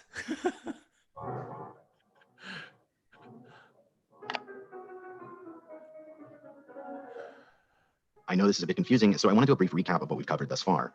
Basically, by this time, Bitcoin has become successful and no longer fears regulation from the government. Since it no longer fears the same regulation, the primary focus is scaling the network so more people can send money on it. Satoshi originally planned on having a hard fork, which would create a new currency with a larger block size higher than 1 megabyte. A group of developers funded by venture capital plans on profiting by keeping the block size small. Gavin likely realizes this is happening and creates his Bitcoin Improvement Proposal 101 to try and regain control. For this to happen, Gavin has to get 75% of the miners to start using his version of the software. And finally, Blockstream CEO made a subtle threat about security towards Bitcoin XT. Now, hopefully you understand what's going on because shit's about to get way more hectic. After Gavin posted BIP 101, it really created a sense of urgency to update Bitcoin. Nobody wanted to get left behind, and miners needed to cast their vote and make an informed decision. Naturally, for people to stay up to date, they had to go to one of Bitcoin's main discussion boards. And at the time, r/Bitcoin was the main hub for discussion. All right, before we get to the censorship issue, let me just see in my notes what we just went through. So he recapped, and it was a terrible recap because the characterization of all of the things that had happened up to 2015 is completely wrong. Like it's like, well, you know, Blockstream was suppressing the block size increase. It wasn't Blockstream. It was like nearly every core developer other than Gavin and Mike. And you know, it was, oh, Gavin knew that it was he didn't come up with that theory until much later. The accusation, I don't think it even happened until like 2016. So it's gosh, like this is exactly the talking points that you would get from a Bcasher, which you know, honestly, this guy that made the video seems to be. All right. So the only comment I have is, so after all the evidence that was displayed on the screen that we just covered, somehow Barely Sociable says that I believe Gavin had the better intentions, which is insane. Insane. Even from the evidence that you showed, it's insane. And we know way more additional evidence than what you showed. Okay, let's move on to censorship. Oh God, I can't believe we're doing this again, but we have to. But what gets incredibly sketchy is when moderators of r/Bitcoin ban all discussion of Bitcoin XD. Now, I'm no genius here, but how is anyone supposed to make an informed decision if they can't discuss the topic? All right, I didn't even pause on those, but I'm sure if you pause on all of those, they will look, if you actually pause on those screenshots and you read them, you will, I guarantee you they'll be ridiculous, because that's what I've done prior to this and they all were. But I'm not going to do it here because, again, we don't want this video to go 8 hours. You're probably saying, well, why wouldn't people just go somewhere else? Well, when you consider that both Bitcoin Talk and r/Bitcoin were the only main discussion boards with any traffic, and they're both owned by the same person, and that person may or may not have had financial dealings with Blockstream, and the thing you're... Can we just stop right there? Yeah, I love the subtle, like, may or may not have. Right. So and this person may or may not have had financial dealings with Blockstream. So here's how that sounds to me. Imagine right now I go like this. Jimmy, it's time for you to go, man. I have to kick you off the stream. You can't come on my show anymore. I just realized that you are Korean, and you may or may not have had financial dealings with Kim Jong-un. He's North Korean, you're South Korean, but hey, you never know. You may or may not have had financial dealings. So there you go. There's the connection. Yeah, yeah. I mean, it's a real cheap shot, and a film technique of like just sort of like dropping a hint and sort of running away without any evidence. And that's when you know you're like facing propaganda, because he's so desperate for this narrative arc that he has to drop little things like that to make Thamos even relevant to this discussion. Because honestly, the whole censorship thing doesn't matter.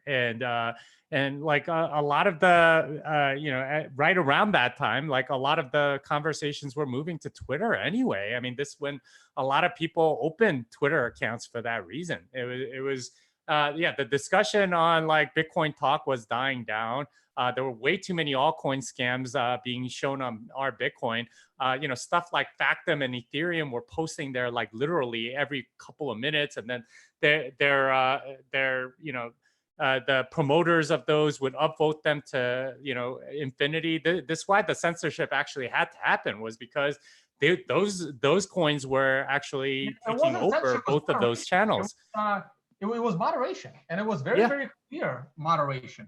And imagine what was happening at that time. This is where shit coins were starting to pop up left and right. Like what's her name? Is it J.K. Rowling, the author of Harry Potter? Rowling. She got a tweet today. I don't understand Bitcoin. Maybe someone can explain it to me. And she had over 2,000 replies to her tweet. I didn't look at any of them, but I can just picture it in my mind how 1,800 out of the 2,000 are telling her how Factom is better than Bitcoin. Yeah, I mean, that kind of was the case, right? Like there were all these like altcoin promoters that were trying to get in her ear because they know, like like this happens today. They can't tell, right? Like he's making the case. Oh well, how can anyone make an informed decision on a site that's censored? Well, I mean, how is anybody like that's new supposed to know anything about like the difference between Ethereum, Bitcoin, MaidSafe coin, Factom, and Mastercoin, which were all like trying to post there all the time. That's even worse, right? Like without censorship of some kind.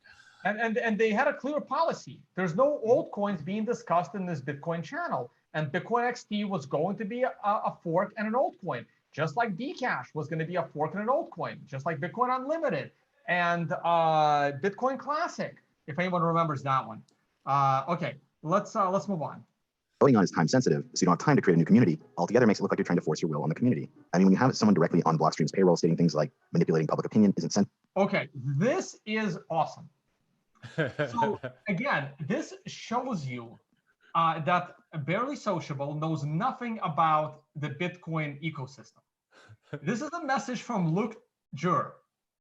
If you told me, Tone, pick the one person in all of crypto who you think is the most honest, most credible person in the space, what would your answer be? Well, I mean, Luke Dash is definitely, if nothing else, he has integrity, right? He will stick by his guns and defend what he believes in the face of absolute, like, of all kinds of opposition. He will definitely defend his beliefs. He's the one person that you can't influence with money or anything else. Right. Yeah, but not only that, like forget defending his beliefs. If he told you something, do you ever believe that he's lying to you? No. Like, I don't think like unless you've met Luke Dash-Jur, unless you've communicated with him, unless you've researched him, this may seem a bad sentence. But if you actually know who the person is, it's literally like well, let me not say the P word. I'm gonna say like I would believe Luke Dash over the Pope. Anyway, so let's see what he says. Manipulating public opinion is not censorship. That's a very correct sentence in a very strict way, and that's kind of how he thinks. Right. Anything that has to do with any election that has ever happened is manipulating public opinion. That is not censorship. Okay. I mean, censorship might be manipulating public opinion, but it's not the other way around, right? Like right. It's one, like, and he kind of thinks like this, right? Like, is one a subset of the other? And he's saying, no, manipulating public opinion is not censorship. Custom sorting and hidden point counts are standard Reddit features that many legitimately believe improves the atmosphere. In any case, it isn't core devs who moderate our Bitcoin. So here he is trying to explain to them that core devs aren't the ones that are even doing this, and they're being accused of doing it. Anyway, let's move on. Vays is one of the most anti-censorship. Who said that? Mainly, I mean, okay, wait, I have screenshots. I'll leave those. Oh, that was Luke Jr. Yeah. Oh, here it is. That's more Luke. Okay. Yeah, it wasn't easy to get these screenshots. They're literally there for like half a second. Mm-hmm. Mainly, I mean, the accusations do not seem credible. Thamos is one of the most. I did misspell Thamos probably all throughout. I used an A instead of an E, but like I'm not publishing a video. Thamos is one of the most anti-censorship people I know. Again, you gotta look at the messenger. The messenger is the most honest person I have ever met, right? And if this person is saying that Thamos is the most anti-censorship person he knows, I mean, that's actually saying a lot. Like this. Well, I mean, up until that time, I think that was true. But the thing was, like, you got to understand the context here. He's trying to paint the picture like they're doing this to suppress all of this discussion around block size. That wasn't it at all. It was all of these, shit coins that were coming online at the time were using our Bitcoin and the Bitcoin talk forums as a way to promote their coin and to pump their scams. So they were trying to get rid of those. That was the main one. It did end up covering some of the other people that were belly aching for a hard fork as well. But I mean, they were being especially aggressive about it. And I mean, honestly, like, it wasn't a very good forum for that sort of thing anyway. So and here's a perfect example. When all this nonsense of shit coins and Bitcoin forks showed up, you as moderators are overwhelmed.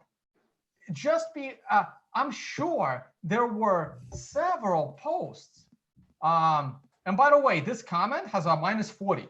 So talk about censorship, right? Like, Yeah.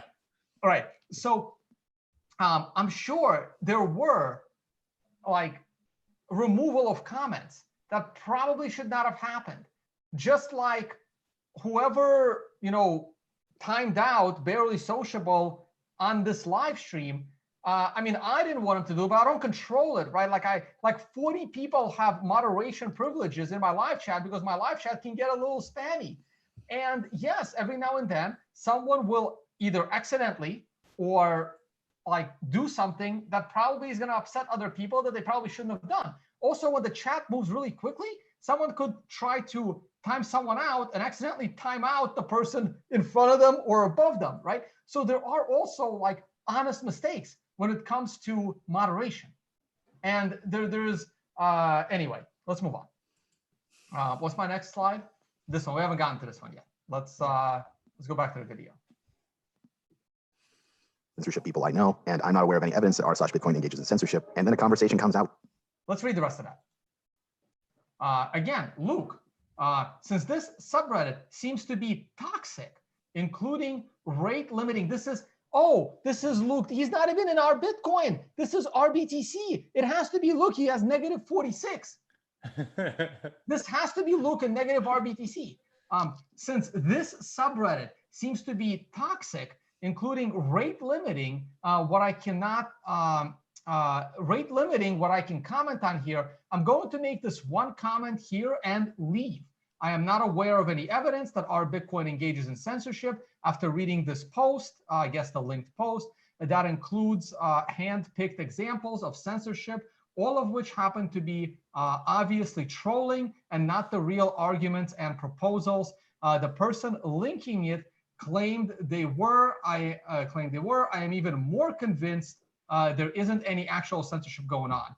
That being said, especially considering the singled out removal of Coinbase from Bitcoin.org, we're going to get to that in a minute. I think all web wallets should be removed, and people confusing Bitcoin.org with some kind of official Bitcoin Core website, which at present we do not have any. It might seem like a good idea for Bitcoin Core project to make such a website.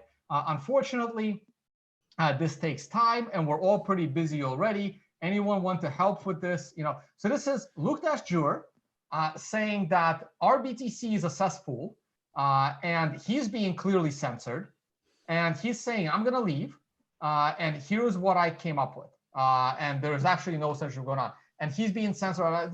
So again, I don't know how Barely Sociable managed to make this video so like non-credible by the things that he selected. Like, I can make a better like Blockstream is an evil corporation and we should have big blocks videos.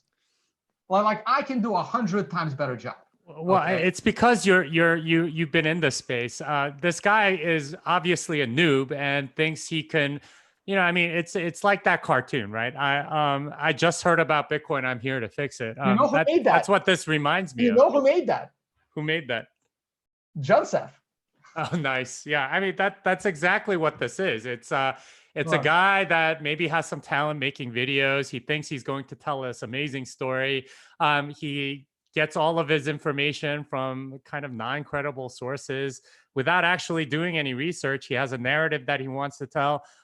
He's a decent filmmaker, so he he uses all the techniques that he knows, but he's doing it in a very non-credible way, and it's very clear he didn't do his research, or at least sufficient research. He didn't even have anyone like spell check like names of people or like actual organization names. Like that tells me it's kind of a sloppy video, and he's trying to, it's really actually kind of sad. It's well produced. Like, look, the content on this channel is shit produced, but hey, you make well-produced videos, they're gonna get a lot of views. It doesn't mean you know what you're talking about. Okay, here's one of my probably top 5 favorite memes in Bitcoin. It's been around forever, and thanks to Joseph, unless I'm mistaken. And here it is, the Fix-It Man. I just heard about Bitcoin, and I'm just here to fix it. Yep, that's Barely Sociable for you. All right, let's move on. I bet you he's pissed right now.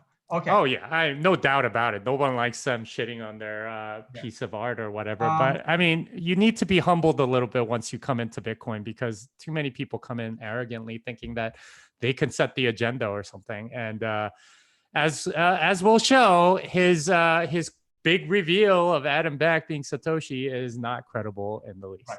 So look, guys, what we're doing right now is it's obvious what my agenda is. I'm going to be open-minded.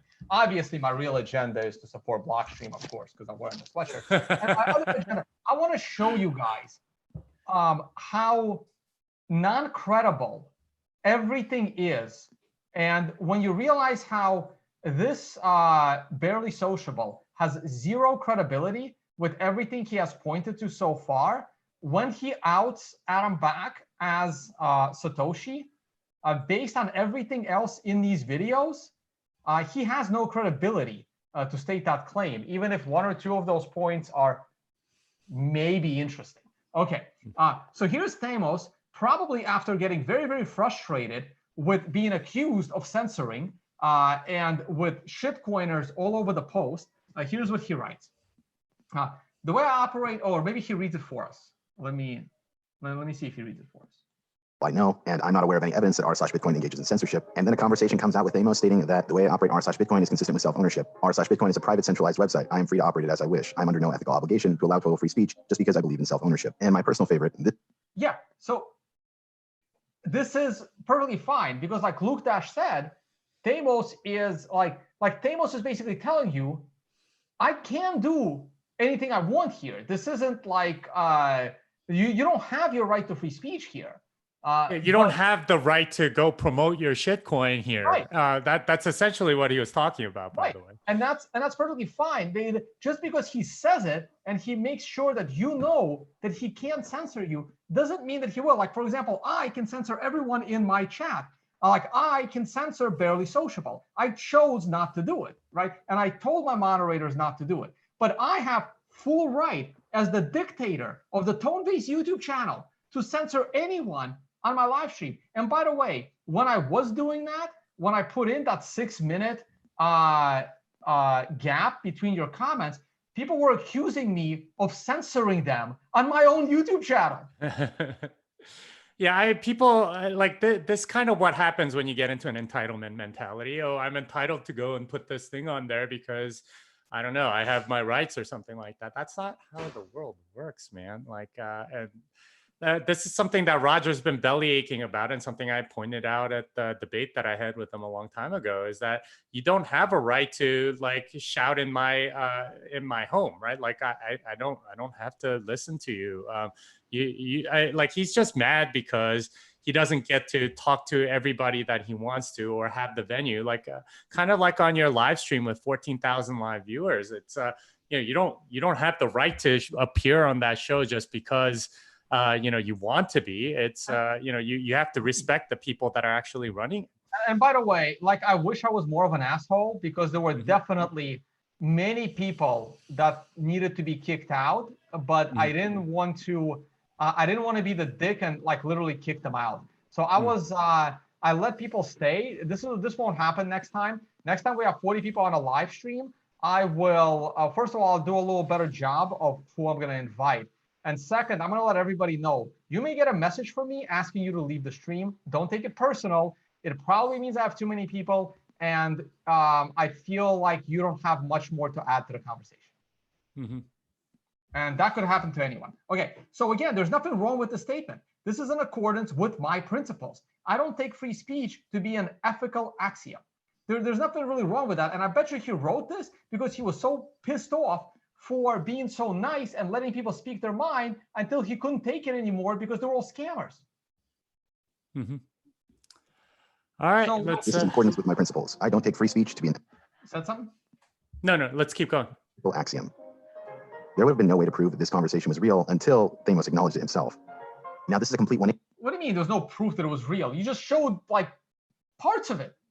Yeah, well, I mean, like he's trying to make it sound like Thamos was trying to hide it or something like that. And again, this part of his narrative arc of trying to put everybody that was four smaller blocks into sort of like a negative light or something like that. If this guy, barely sociable, like he clearly wasn't around at all, so he has no idea what's going on there, and yet he was able to find this mystical quote somehow that this would not exist if it wasn't for this other comment. Let's see if he reads it. From what Thamos used to say before. Oh, he just took it away. What did Thamos say? Oh, crap, I didn't take that screenshot. Like, again, he flashes these things and doesn't say what they are. And when you actually read them, they're always like in the opposite direction. So what is this? He doesn't understand what he's reading is the impression that I get. And it was a private conversation that somebody leaked, and he's making it seem like Thamos was trying to hide it or something. The private conversation that leaked. I read this. I don't know if I don't have a screenshot. It's awful rude to quote a private conversation. Oh yeah, so that was he said that privately. That's fine. And I don't really have a problem with what he said. And both the So I was writing this while simultaneously watching Scaling Bitcoin live stream, and while dealing with someone clearly already very hostile to my views. So my responses weren't as detailed or diplomatic as I'd make them when giving my full attention to a post intended for wider consumption. This seems totally reasonable to me. Possibly, I might have even accidentally said something that is wrong, though nothing sticks out at me when looking through it. I don't see anything consistent with my past statements. I don't see anything inconsistent with my past statements. Right. So this is basically Thamos saying, yeah, all right, you got me. Private conversation. I was busy. I was dealing with a troll. I wrote something to him, and that's it. And I probably should have been more politically correct about it. Like this is insane. Yeah, let's move on, because I mean, this guy clearly has an agenda. Maybe from what Thamos used to say before Blockstream was founded, the free and open discussion on this forum help individuals in the Bitcoin community. Well, right, because back in 2013, it was free and open discussion because there were no shitcoin.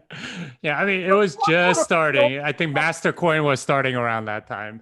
But yeah, I mean, you change your mind real quick when you have like altcoins like trying to promote themselves on our Bitcoin, right, and Bitcoin talk forums like every day, and then making a serious amount of money because they lead a lot of people astray on those forums. So, I mean, it needed to be done. Yeah, YouTube was also a free and open speech platform when it came out, right? But look, it's going to change, especially when all the scammers showed up. You know what's the solution to this? Don't create altcoins. And this still would have been a free and open forum. This is why we can't have nice things. Right. Contribute to a discussion, and everyone who reads the discussion and gains that knowledge gets closer to the truth. This is much more effective than having truth dictated by a handful of moderators or voted on by an electorate. He deleted this original post, even from the Wayback Machine, yet references it. References to it exist, yeah. Back in 2016. Okay, things get deleted from the internet. You know what and you know, he might have deleted it because it was inconsistent with what he said later, but I think that's what he believed at the time, and I think it was reasonable. Yeah. Old videos. I would love to get this video. It wasn't deleted because of censorship. It was deleted because everything that this channel did, because they were a little too freedom oriented, got deleted. You know what else pisses me off if you go to my YouTube channel? When you go to my YouTube channel, again, things get deleted. I know I'm going off on a tangent and this video is going long, and I do apologize for that. I just want to show you guys something very, very quick. When you go to my YouTube channel and you click on playlists, and my most important playlist is probably my interviews and my presentations, okay? Interviews, presentations. If I click on this presentation, these are my public presentations. Here's the playlist. Look what happens when you scroll through it. Oops. Deleted video. Oops, private video. Am I censoring this? Do you realize that if anyone goes to my playlist, they're going to see this? But what you don't realize is this is me linking to videos of me posted on YouTube by others. And then it gets deleted. And you know what the worst part is? I don't know what got deleted because it doesn't tell me what was deleted. So now I'm like, shit, I wonder if that presentation was good. I wish I could reach out to that person and get that video and put it on my channel because it was me on stage and I don't want to delete that, but somebody else did. You know what? Shit gets deleted off the internet. It's not always a conspiracy theory. All right, let's move on, Tone. I think we should finish up happened because since it's taking a 2015 that made you little change your long. mind. Blockstream CEO later admitted that Thamos was censoring the subreddit too. However, they claimed that the reason to justify this was because there was vote manipulation. No. Blockstream He CEO did later not admitted that admit Thamos. anything like that. God. Vote stuffers basically succeeded to censor good faith Bitcoin discussions. Thamos tried to make it more usable by censoring that. That's not an admission. He should have used the word moderating. That's not an admission. Jesus Christ. Censoring the subreddit too. However, they claimed that the reason to justify this was because there was vote manipulation going on. They later released a study for proof of this situation, but I find it incredibly convenient that the person who conducted this vote manipulation study was one of the people participating in censorship. Furthermore, I also looked through the study and the sample data they used Moderation. Jesus. for 6 months after this event took place. And I'm highly skeptical because Reddit makes it incredibly hard to track any upvote metrics on their site. Most of the people being downvoted in this data set were the people that were censoring the community and were rightfully hated. It's funny that Bashko even posted a study because even he admitted that the situation escalated to censorship months before. Now, how do we know that Thamos has involvement with Blockstream? Well, in 2011, Thamos mentioned that if people wanted to donate, he would add improvements to the forum. This was the amount of Bitcoin received to his address. Now, after 2 That's actually a lot of Bitcoin. That's 26,000 Bitcoin, but it started in 2011, long before any of these debates. years went by and nothing happened, some people started to ask what was going on. Thamos then mentioned that he planned on creating a new forum software, and instead of getting help from a community of open source developers, he ended up hiring a no-name studio by the name of Slickage for $100K a month. And tell me, how does a no-name studio land a client for $100K a month when they operated out of this rundown apartment? Inside the technical documents up. That's gonna need a lot more. Yeah, that I like that. That's one part of the story that I think needs some explanation because we still don't know what happened to all those Bitcoins no that were evidence donated for forum replay. For that part of the apartment. Slickage's GitHub, a person by the name of Warren at slickage.com was found. People ended up finding out this person just happens to be the same Warren Tagami that works at Blockstream. This means that when this was found, he was working at the same company Thamos hired and Blockstream simultaneously. Which is actually not true, because when you look at the dates, again, I was pausing this video all throughout, and you look at the dates, and the dates do not match up, that he was working there and there at the same time. So that's a lie. Let's move on. Well, I also know Warren. He wasn't doing anything shady like that. So I don't think I know. I'm sure. It doesn't necessarily mean conflict of interest, but when this company was only used because Warren Tagami used to help Thamos with the forum, and to top that off, this company reports nowhere close to 100K a month in revenue, yet has continued on Thamos' forum software, and it's 2020, and everyone's still using the old forum. Something isn't adding up here. To be fair, both Warren and Thamos denied any conflict of interest. They claimed that this evidence was being used to push a conspiracy theory that Blockstream had hijacked. Warren's denying that he ever worked for this quote unquote company. I do think it's shady that none of that money has been accounted for, but this is basically reporting a rumor as if it's fact. No, Warren did admit that he was a consultant for that company, but for very little. Satoshi Nakamoto is. I think it'll be as clear as day as to what's going on here. All right, really quick, just my last set of screenshots. So here we go. That's all the money. Warren Tagami, Litecoin lead dev, that's unfortunate, joins Blockstream. He's not a Litecoin lead dev as far as I know. Maybe he was 4 years ago. I have no idea. Maybe he was. 4-year-old post. Okay. Here's a 5-year-old post that says, I'm currently paying Slickage $100,000 per month from the forum fund. Now, people immediately said, what the hell is wrong with you, Thamos?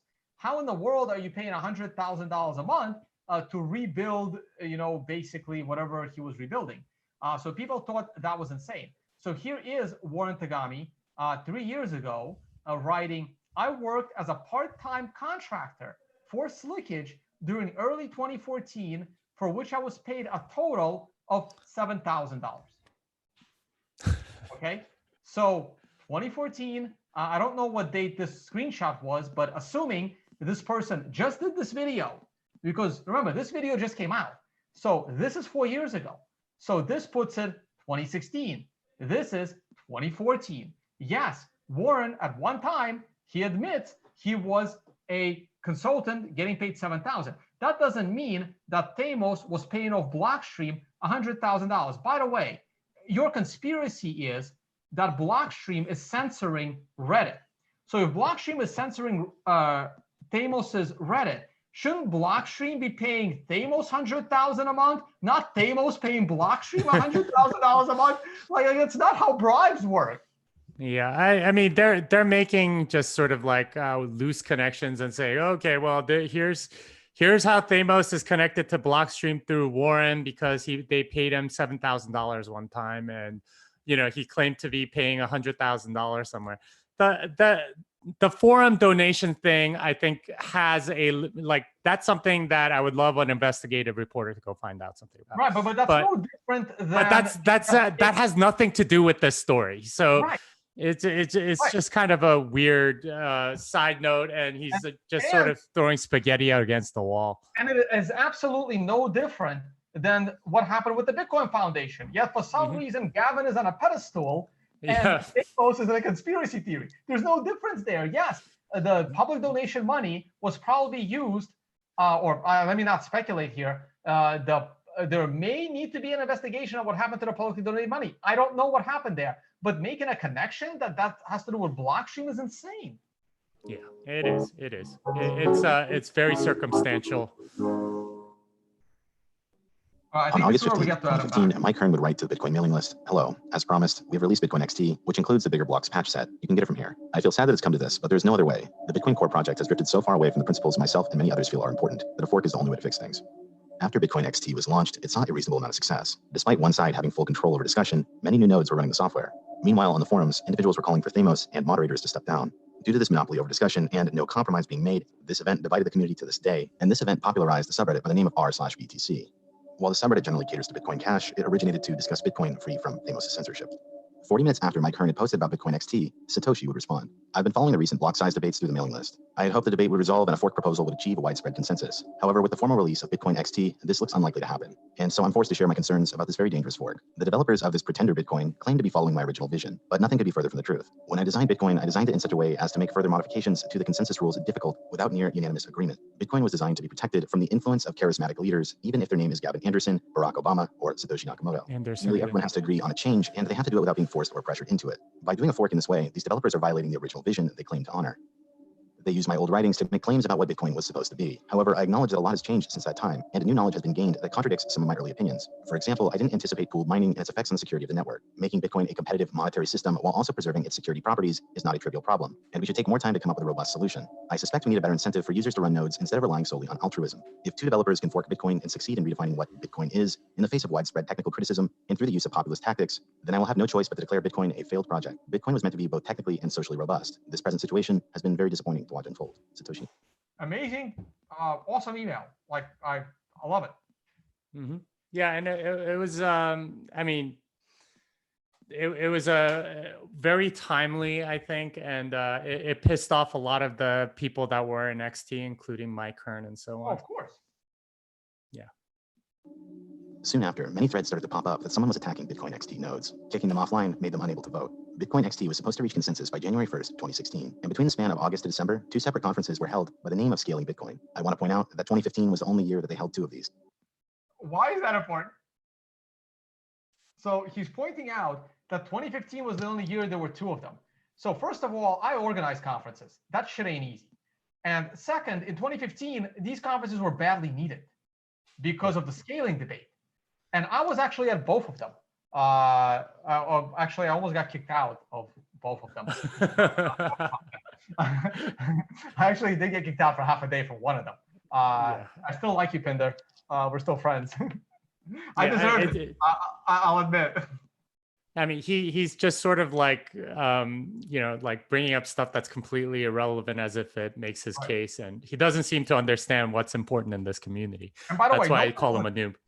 No one was attacking Bitcoin XT nodes. It's just when Amazon AWS services went down, your nodes were crashing. Yeah, well, that and, they had like the assert zero stuff. Yeah. Well, no, that was the other one. Oh, was it Bitcoin Classic? 2016, Yeah. the patch was reported. I personally believe it to be very apparent that Bitcoin Core didn't play by the rules. In my opinion, this is a community. Right. I don't understand how they're claiming that Bitcoin Core didn't play by the rules. This is insane. Yeah, what rules are you talking about? Like, he's just making accusations without knowing any of the technical detail. This is what frustrates me about this guy. He again thinks he knows way more than he actually does.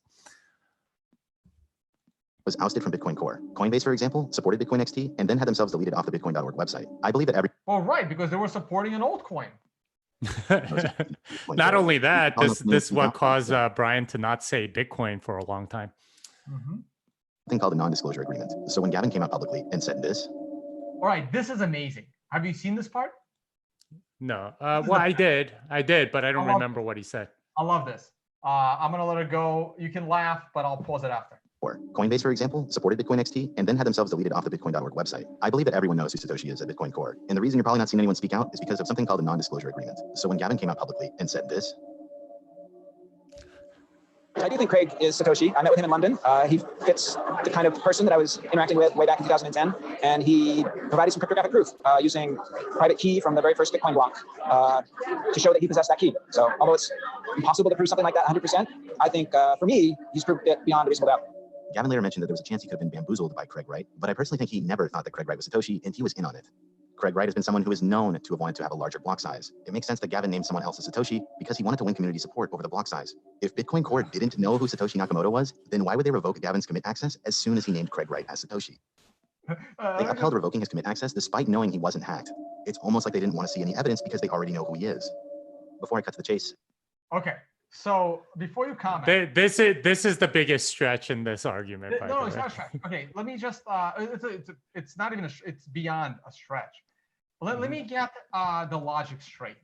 Let me get. This is the same logic that the big blockers used. We want bigger blocks because we want to pay miners, and yet, I'm sorry, we want bigger blocks to make transactions cheaper. Because Lightning makes them too cheap. This is the same circular logic here. So let me get this straight.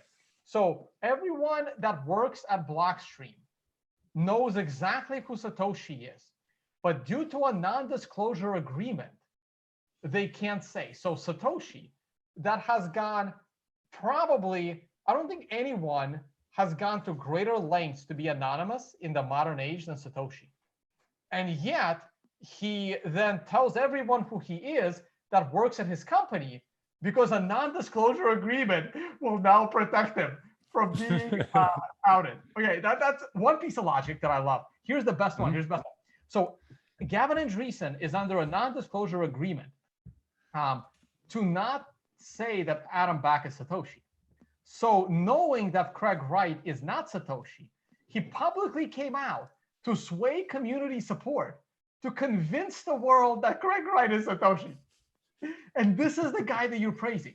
This is exactly what you said in this video, Barely Sociable, that Gavin knew that Craig Wright wasn't Satoshi, but did it anyway in order to sway community support, in order to manipulate public opinion into a bigger block by knowingly lying to everyone that Craig Wright is Satoshi. That is your logic.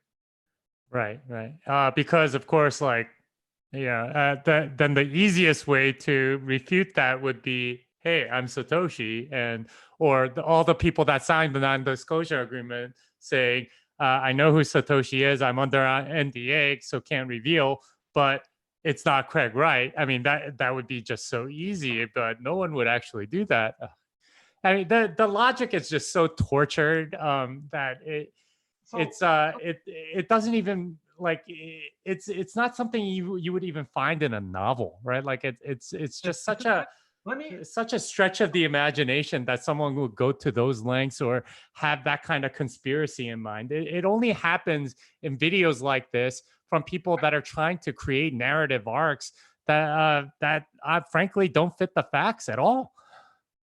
Yeah, and here's the thing. Let me. So after Gavin was recorded saying that, I can imagine if all the Bitcoin Core developers were in a room that had the ability, here's how that discussion went. Like someone like Peter Todd probably would have wrote it first, or I don't know. I think everybody else is too nice. So Peter Todd goes, hey, do we have the ability to commit Gavin to a mental institution?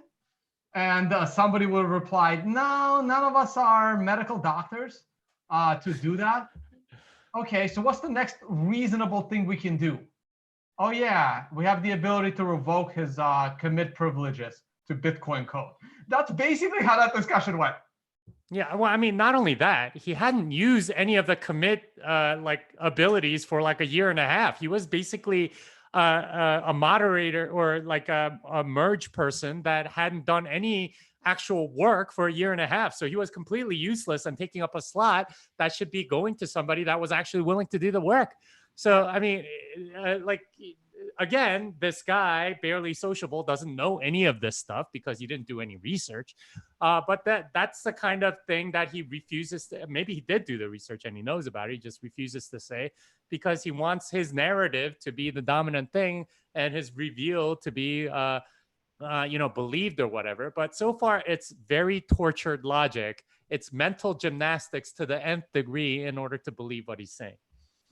And so at that point in time, think of Gavin Andresen as, that guy at your public job, like the DMV, that's been there for 30 years, that sits on his giant ass and can barely get up. But they can't fire him until he does something really stupid. And that was Gavin's. Wow, we can actually finally get rid of this dead weight because of what he just said publicly. Yeah, more or less. And I mean, he was dead weight. He hadn't done much in a very long time. There's one Reddit comment I want to read from Gavin. In this thread sharing an article about how Craig may have tricked Gavin, someone insinuated that Gavin might know a little bit more about the situation than he leads on. Gavin replied, I won't violate people's privacy or repeat things told to me under non-disclosure agreements, so I'm stuck. I'm not going to say anything more, except I suspect someday the full story will come out. Yeah. So here it is. So people say that this is like someone saying Gavin Andresen might know something more. And Gavin says, well, I do know something more, but I don't want to violate a non-disclosure agreement. So all of a sudden, because Blockstream has non-disclosure agreements, and Gavin was a core developer, which he never actually worked for Blockstream. So I don't know how that comes together. But just because Gavin has signed an NDA at some point, and Gavin doesn't want to look too stupid, it says that he knows additional private information, somehow that gets connected to Blockstream that Gavin never actually worked for. Yeah, it's again tortured logic. It's like, oh, there's a suggestion he might know something. He can't be lying, for example.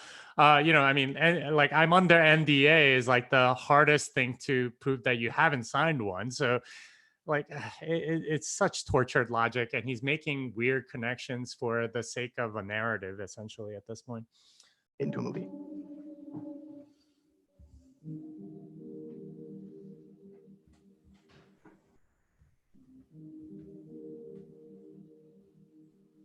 I'm convinced this message is 100% real, and I think you will too when I tell you who Satoshi is, but I completely understand everyone's skepticism with all the things going on in the community at the time. The email originates from the original Visto mail servers and was not spoofed in any way. The domain owner hadn't changed since 2007. This email was never compromised. Now let's take a look at the writing style. Notice the double space after a period, and Satoshi writes in British English. Notice the spelling of honor. I know there's still some room for doubt here, but that's kind of the point. I'm certain he could have proved his identity, but the goal of this message was to influence people. Once Bitcoin XT failed, there was no longer a reason to follow up. Our final clue is that Satoshi Nakamoto is against a larger block size in the present day, and it's time for me to reveal who he is. When it comes to this or any topic, I have to say the simplest answer is likely correct, and it's no surprise that one candidate literally matches every single detail to Satoshi Nakamoto. Despite how many people will tell you that Satoshi Nakamoto is a collective or Satoshi Nakamoto was made by the government, there's not really any evidence to suggest that. If you recall from part 2, I stated that Satoshi was either trying to throw us off the trail at every given opportunity, or the clue should be taken at face value. As it turns out, he didn't go to that great of lengths to hide his identity. The first clues that we should take a look at are which technical documents were used to create Satoshi's white paper. There are only 2 core ideas that were infused into the creation of Bitcoin. Sure, you had a lot of applied cryptography and other aspects of the project, but the main 1,000-foot inspiration was the B-Money proposal, as outlined all of the ideas for a digital ledger that we see in the blockchain. And the second component was the proof-of-work system, also known as Hashcash. This is used in the Bitcoin mining function and is used to verify all of our transactions. The person who invented Hashcash was Adam Back, Blockstream CEO. And throughout this video, you may have noticed I put some importance on Blockstream's attachment to a lot of the things that were going on in 2015. So let's take a look. Wait, can we pause right there? Because I want to like I don't think this guy understands the like actual technical details. He claims that the only two precedents that were needed were B money and Hashcash. That's just not technically true. You needed other so reusable proof of work, which Hal Finney incorporated Hashcash into, was an important component, and then Nick Szabo improved that to BitGold. So really, what you needed was something closer to BitGold, plus the idea of a blockchain with some sort of a fixed limit that goes asymptotic that needed those. So to suggest like he has no technical understanding, because you can't claim Hashcash and B money were enough to create Bitcoin. That's not true. It's like from a technical standpoint, you can go watch my videos where I read through all of those things. It's not true. It's just like it's just kind of like saying 2 + 2 is 5. It's just not right. I mean, if he thinks like he's a filmmaker and he knows that this is going out to kind of a lay audience, so they'll sort of trust him on this. But I'm going to tell you, as somebody that knows the technology, this is not true. He's just not right here. All right. Oh, by the way, I do want to add that I spent all half my day on Thursday messaging with Adam Back. I mean Satoshi. No, I'm kidding. And I tried to get him to come on the show, but Adam is absolutely right.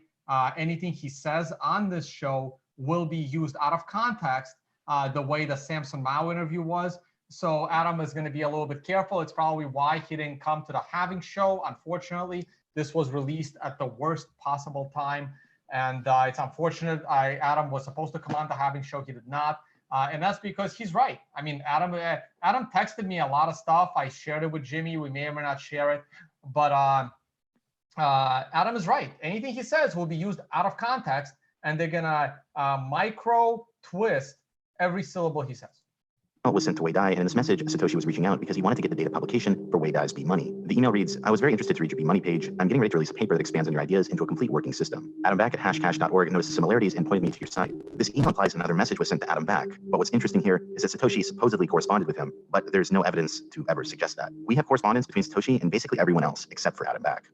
When Adam has been asked about it, he'll always virtue signal and say that he would delete or shred any evidence. That's interesting that you want to protect Satoshi in this case, but when someone who obviously isn't Satoshi, like Paul LaRue, makes a headline, you'll spread obvious misinformation. That's incredibly convenient, because after going down this rabbit hole, I'm convinced that wait.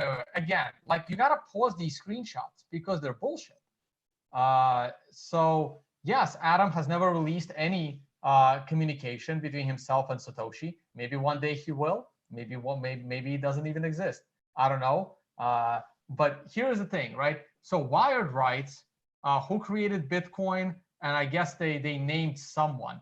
And Adam replied, another speculative Satoshi candidate, reach inconclusive, but Breaking Bad for like this is basically Adam saying, guys, this is a horrible article. That's not him. How is this FUD?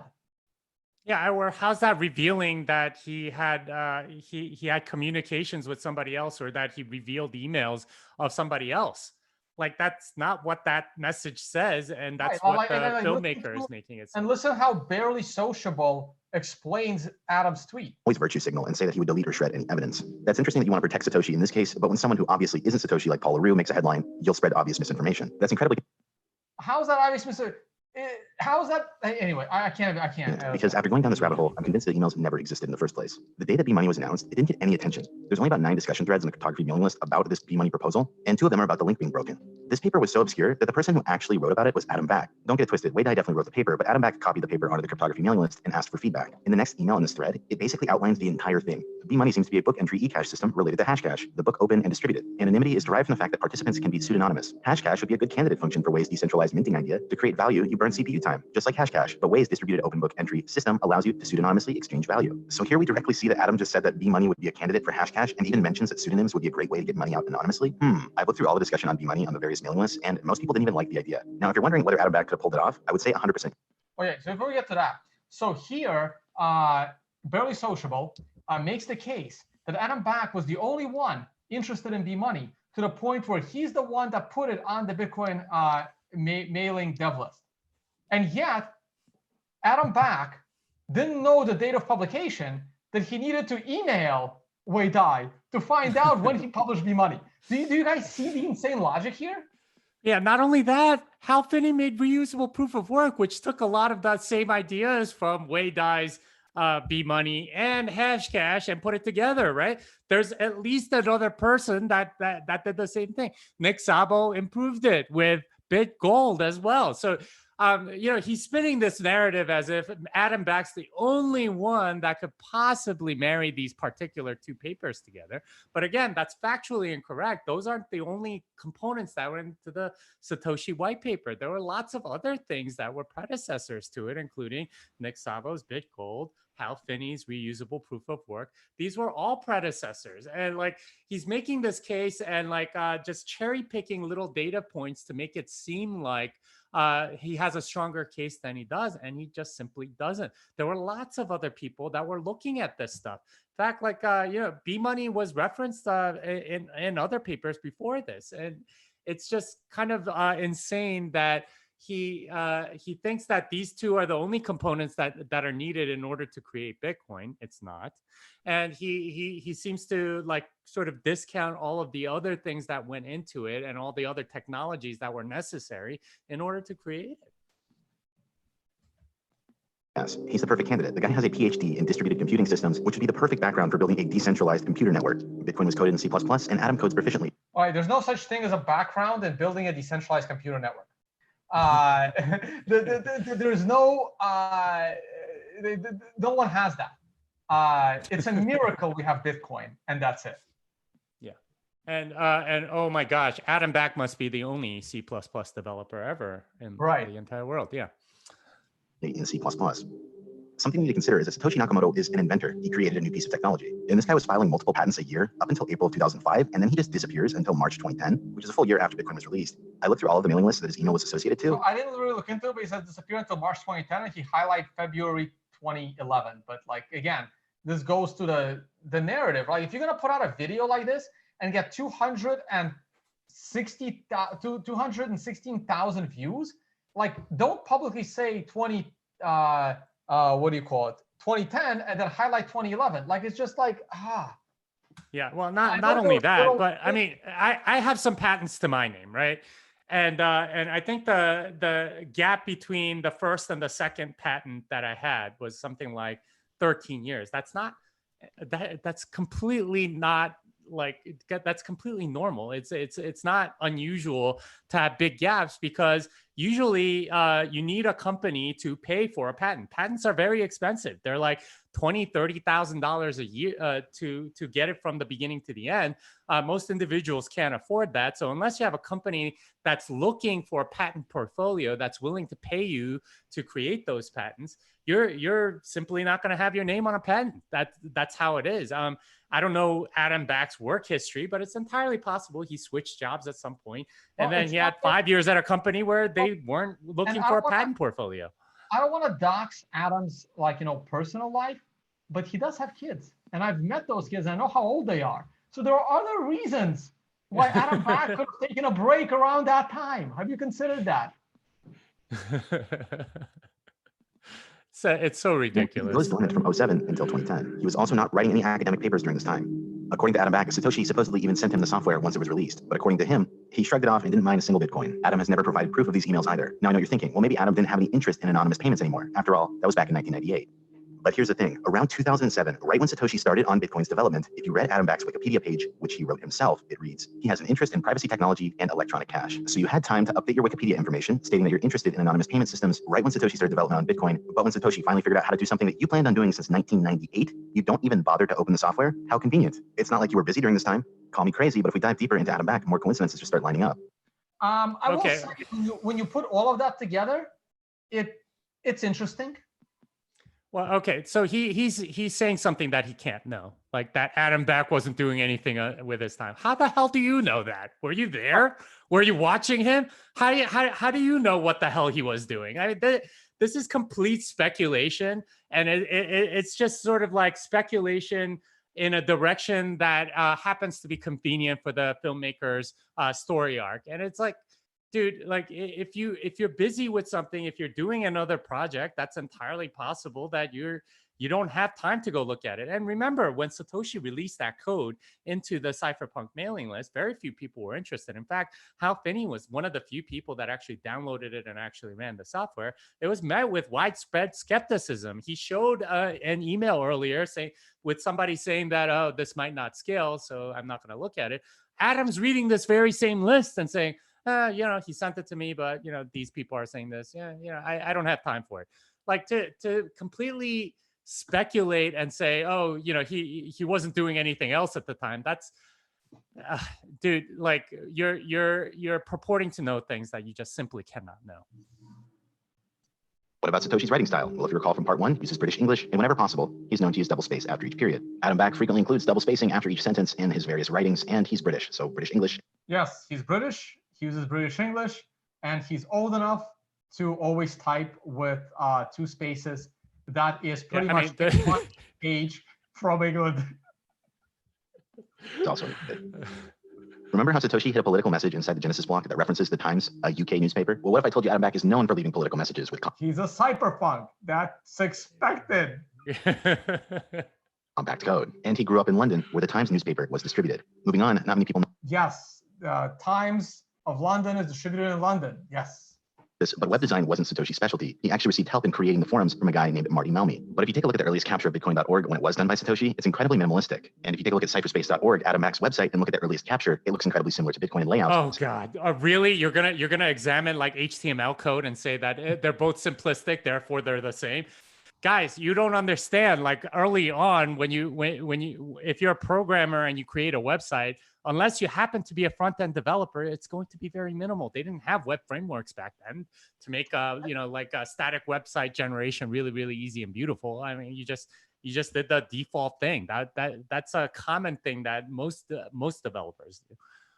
Hey guys, in the live chat, throw in a smiley face if you remember Tone Vays' first website that I created in 2014 with HTML code.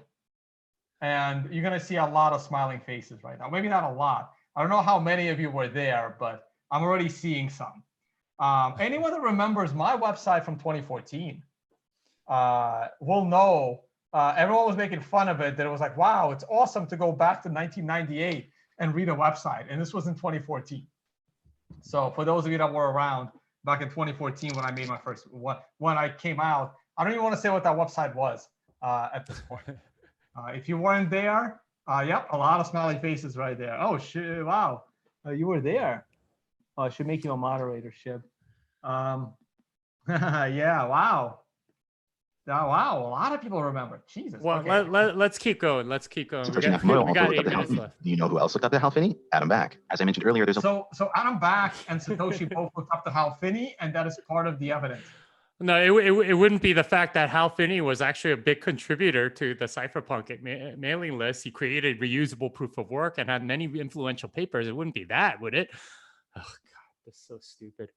the large gap in Adam Back's digital footprint, and he reappears on Twitter in 2010. When he resurfaces, he becomes a resident of Malta. Malta is the location you move to if you're about to receive a large amount of money that you don't want to be taxed heavily on. Do you remember from part 1 when Satoshi said, I make this appeal to WikiLeaks not to use Bitcoin? If you dig through Adam Back's 19,000 tweets to the very beginning when he took to Twitter, his first year on the platform was him advocating about the discussion of WikiLeaks.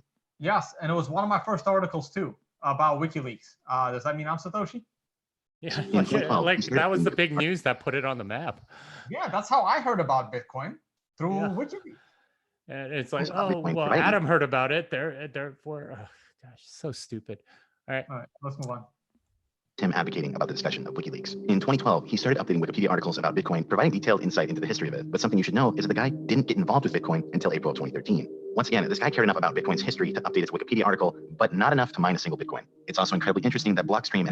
Well, so a couple of things there. So first of all, moving to Malta doesn't necessarily mean you're about to cash out a giant sum of money, which Adam Back hasn't actually done yet. And yet he's been in Malta for the last 5 years.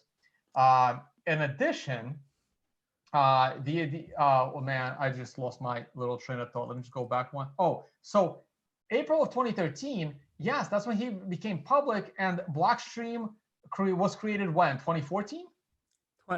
Late 2013, early 2014, right. I think. So this is him being public, trying to create a company. It doesn't mean that he wasn't mining. So he went back to the same post where Adam said he wasn't mining back in 2009. That doesn't mean Adam wasn't mining in 2011 or 2012. He could have easily been mining in 2011, 2012. He probably was. Well, I mean, mining in 2012 started to get pretty difficult. Like, you know, you couldn't do it with a GPU very easily. You had to. That was like the FPGA era. So it's I mean, like to suggest, oh, well, to suggest that Adam wasn't mining in 2012. Well, I mean, it was hard for anyone to mine. Like GPUs just simply weren't good enough at that point. I mean, you can maybe make back the cost of the GPU itself if you ran it for a few months, something like that. That's the degree. Like you have to invest some serious amount of money for that.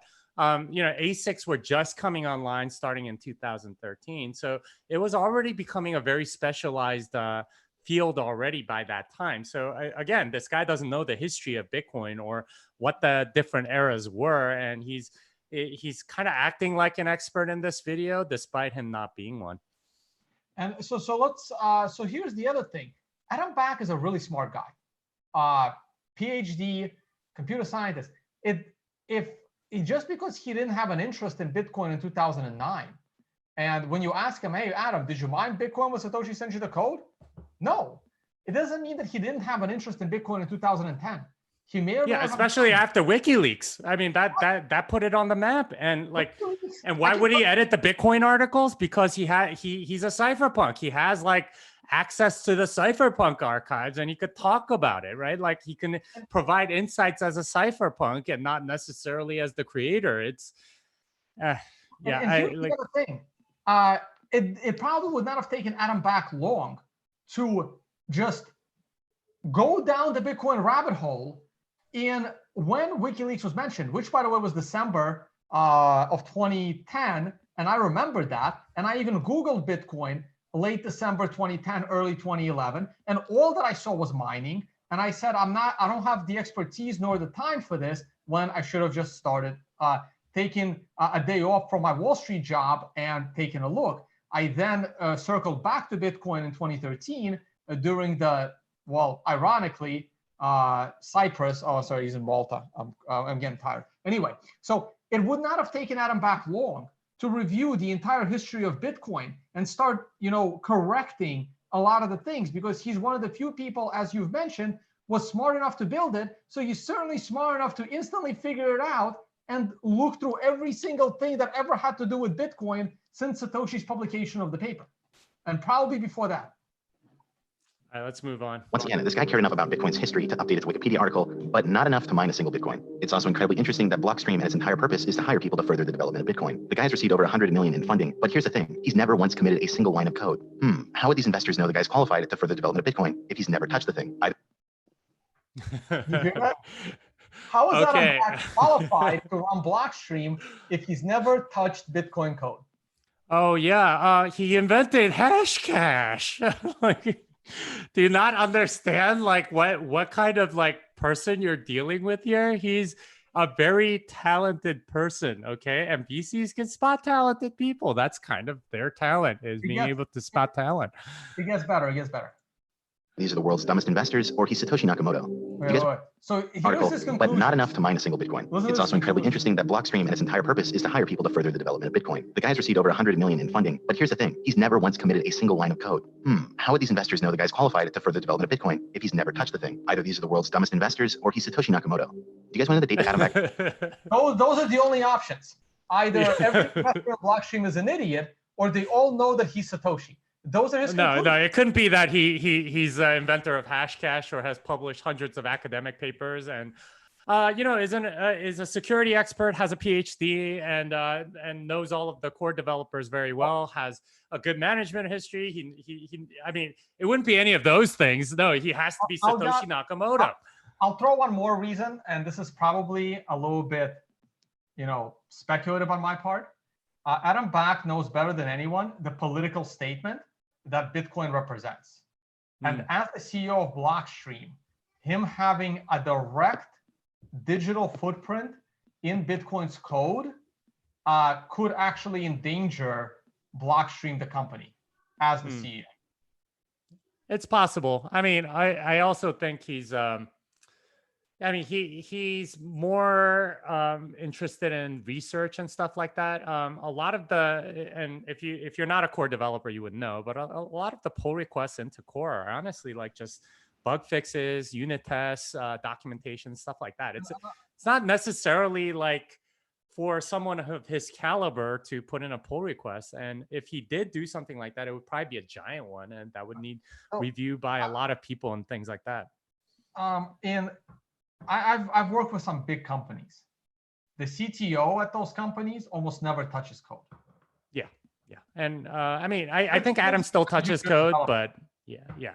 His and you could kind of see it in the Blockstream, the company. They're into a lot of research, right?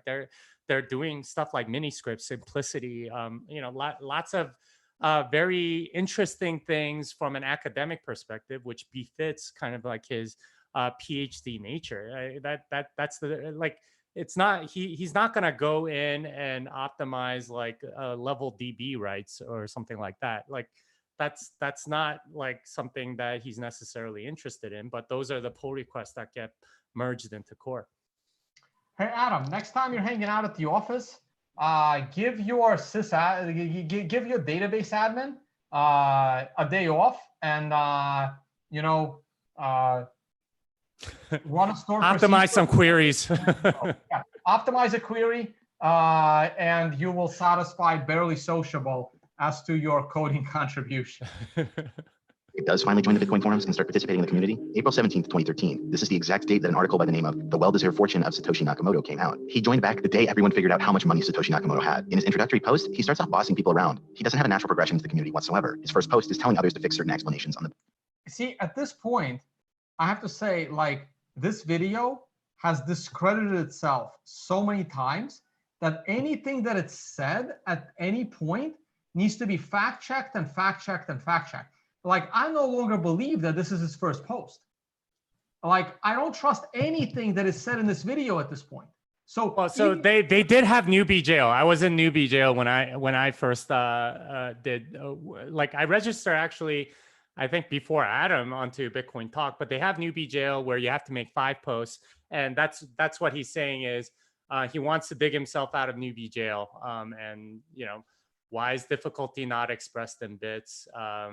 Yeah, so basically that's actually a legitimate question that Adam is trying to answer. Well, that's actually a very good question. Like, for a technical question is difficulty is put into like a very large number. You can put it in bits notation in a smaller. But that's also Barely Sociable's point. Adam shows up and starts being unreasonably smart about Bitcoin, and therefore he has to be social. So listen to his point. Let's finally join the Bitcoin forums and start participating in the community. April 17th, 2013. This is the exact date that an article by the name of The Well-Deserved Fortune of Satoshi Nakamoto came out. He joined back the day everyone figured out how much money Satoshi Nakamoto had. In his introductory post, he starts off bossing people around. He doesn't have a natural progression to the community whatsoever. His first post is telling others to fix certain explanations on the Bitcoin wiki. A few days later, someone ended up linking the post about Satoshi Nakamoto's fortune on the forums, and Adam chimed in saying, well, that's kind of an unfortunate privacy bug. Coincidentally, I thought I fixed a few potential issues like this in Hashcash. For Satoshi now, maybe he can find a private buyer via a lawyer and Swiss banking services. Or perhaps we're forced to implement zero coin to protect him. Anyway, don't sweat it, people. He can probably get by on a few million play money and his post-privacy bug fix mining hoard until there's a solution on his post. When was that bug fixed, by the way? I can't tell from those low-res graphs. And he's probably holding out for the 10K Bitcoin era anyway. Have you ever noticed that we only know about Satoshi's first year of mining? Well, it's incredibly interesting here that Adam Back implies an entirely separate hoard of coins. And the bug fix he's referring to is so incredibly obscure. How would you know about a mining bug fix that was never included in the changelogs? What bug fix is he talking about there? Because I kind of lost what he was saying. Right. So this is the kind of stuff that I need, like maybe a Peter Todd, or I don't know. This is the kind of stuff I can't fact check because this is beyond what's it say? And don't sweat, people. He can probably get by on a few million play money from his post privacy bug fix mining hoard. Oh, right. Yeah, I mean, all of the coins that are sort of attributed to Satoshi are done kind of speculatively.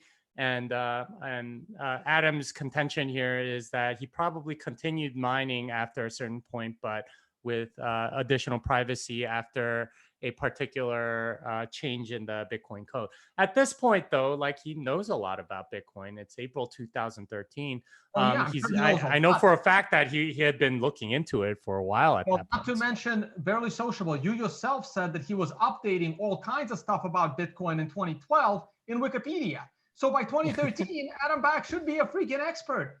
And yes, maybe on that day, on April 17th, 2013, look at this post, April 18th. So guess what other information Adam Back has? Adam has information of the same Have you ever noticed that we only know you're talking about. So Adam also knows how much Bitcoin Satoshi may have because he has the same information. Yeah. About Satoshi's first year of mining? Well, it's incredibly interesting here that Adam Back implies an entirely separate hoard of coins. And the bug fix he's referring to is so incredibly obscure. How would you know about a mining bug fix that was never included in the changelog? So I don't understand how Barely Sociable can actually be an expert on how obscure this bug is. Like, how does he, like there was nothing, I mean, like considering the guy can't even pronounce he doesn't know how to pronounce Gavin Andreessen. And yet he has information on an obscure bug fix that Jimmy had to dig back into the back of his head. Like, how? Who told you this? Like who's feeding you the tiny sliver of interesting information surrounded by a mountain of big blocker propaganda? There's no way in hell Barely Sociable would have been able to come up with this on his own research. This is correct.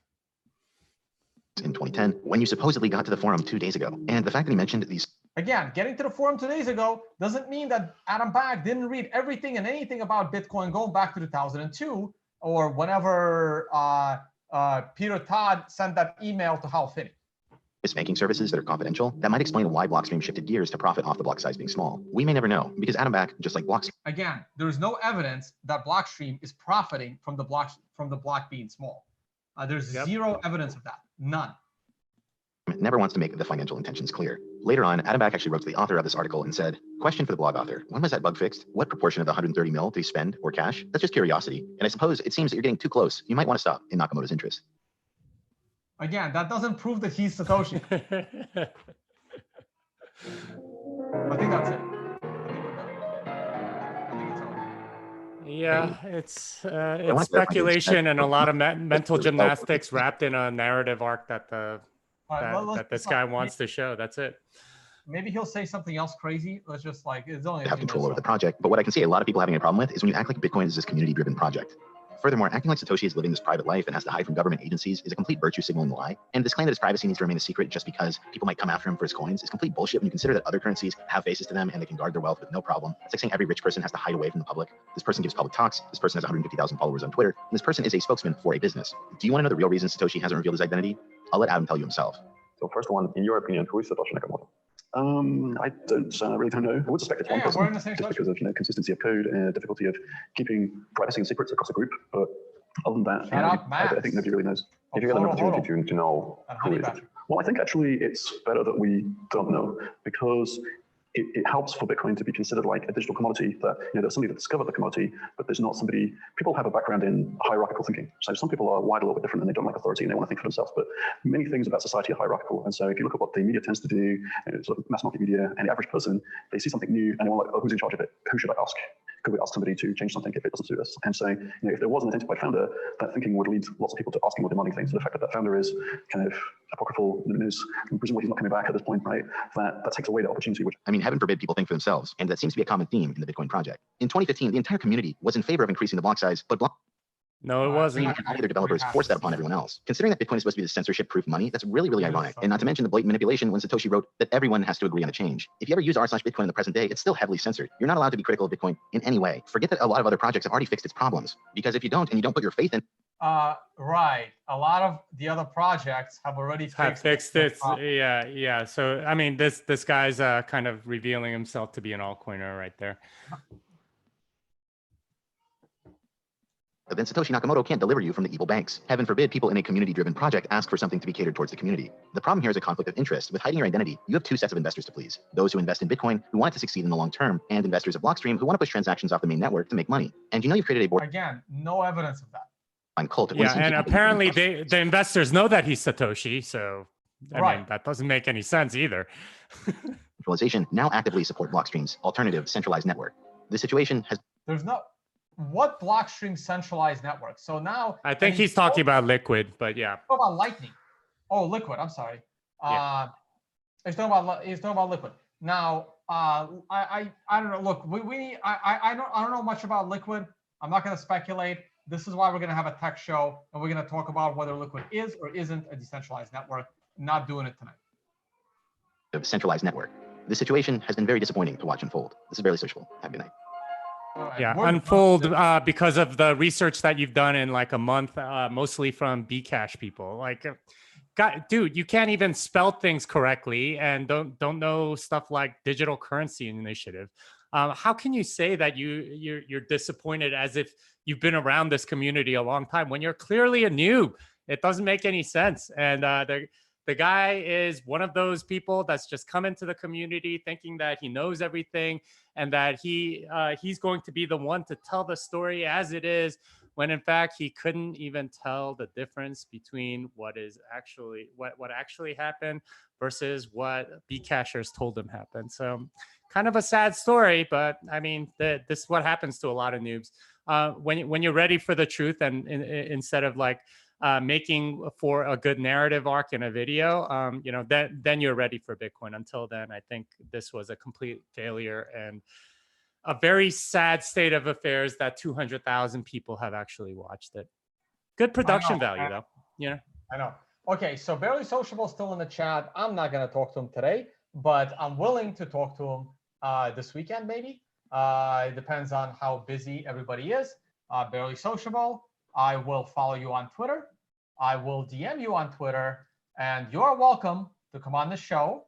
But if you become a problem during the show, you will be censored and the show will end. But I am happy to bring you on to try and defend your propaganda video. You're welcome to that. Now, if you had only made this video without the propaganda angle and only focused on actual evidence of Adam Back being Satoshi, I would not have made this video with Jimmy Saw. It would not have been a need. The reason for this video is the propaganda side and your twisted history of the fact. Now, like I said, you may have some interesting evidence that Adam Back is Satoshi. There's just as much interesting evidence that it's Hal Finney or that it's Nick Szabo. Or even Paul LaRue. I mean, there's interesting things about that guy too. But who he just completely dismissed, by the way. David Kleiman, from what I've heard, I know some people laugh at that, but look, there's lots of interesting evidence around a lot of people. But if you're going to bring the case that Adam Back is Satoshi, like saying that he's CEO of Blockstream only helps Blockstream's case. Like it doesn't make any sense. So get rid of the propaganda. And because of the propaganda, it tells Jimmy and myself and anybody else watching that you have no idea how to do research. And therefore, nothing you say about Adam Back is credible because of all the other bullshit you say in the prior 2 videos and most of the third. Anyway, I'm going to leave it here. Jimmy, you can close us out. Nope, I don't even know what the hell the price is doing. I may take the weekend off. I may do a video with Barely Sociable. I don't think, I wish 200,000 people would watch this so they can be educated on the nonsense of the videos people put out that look fancy and cool with post-production, but it's not. All right, I'm done ranting. Well, fiat delenda est, this song is done. Bye, guys. All the timestamps are in the video description. See you all in the next one. Not promoting anything today. No shilling. Enjoy. But do check out tonevays.com. Bye, guys.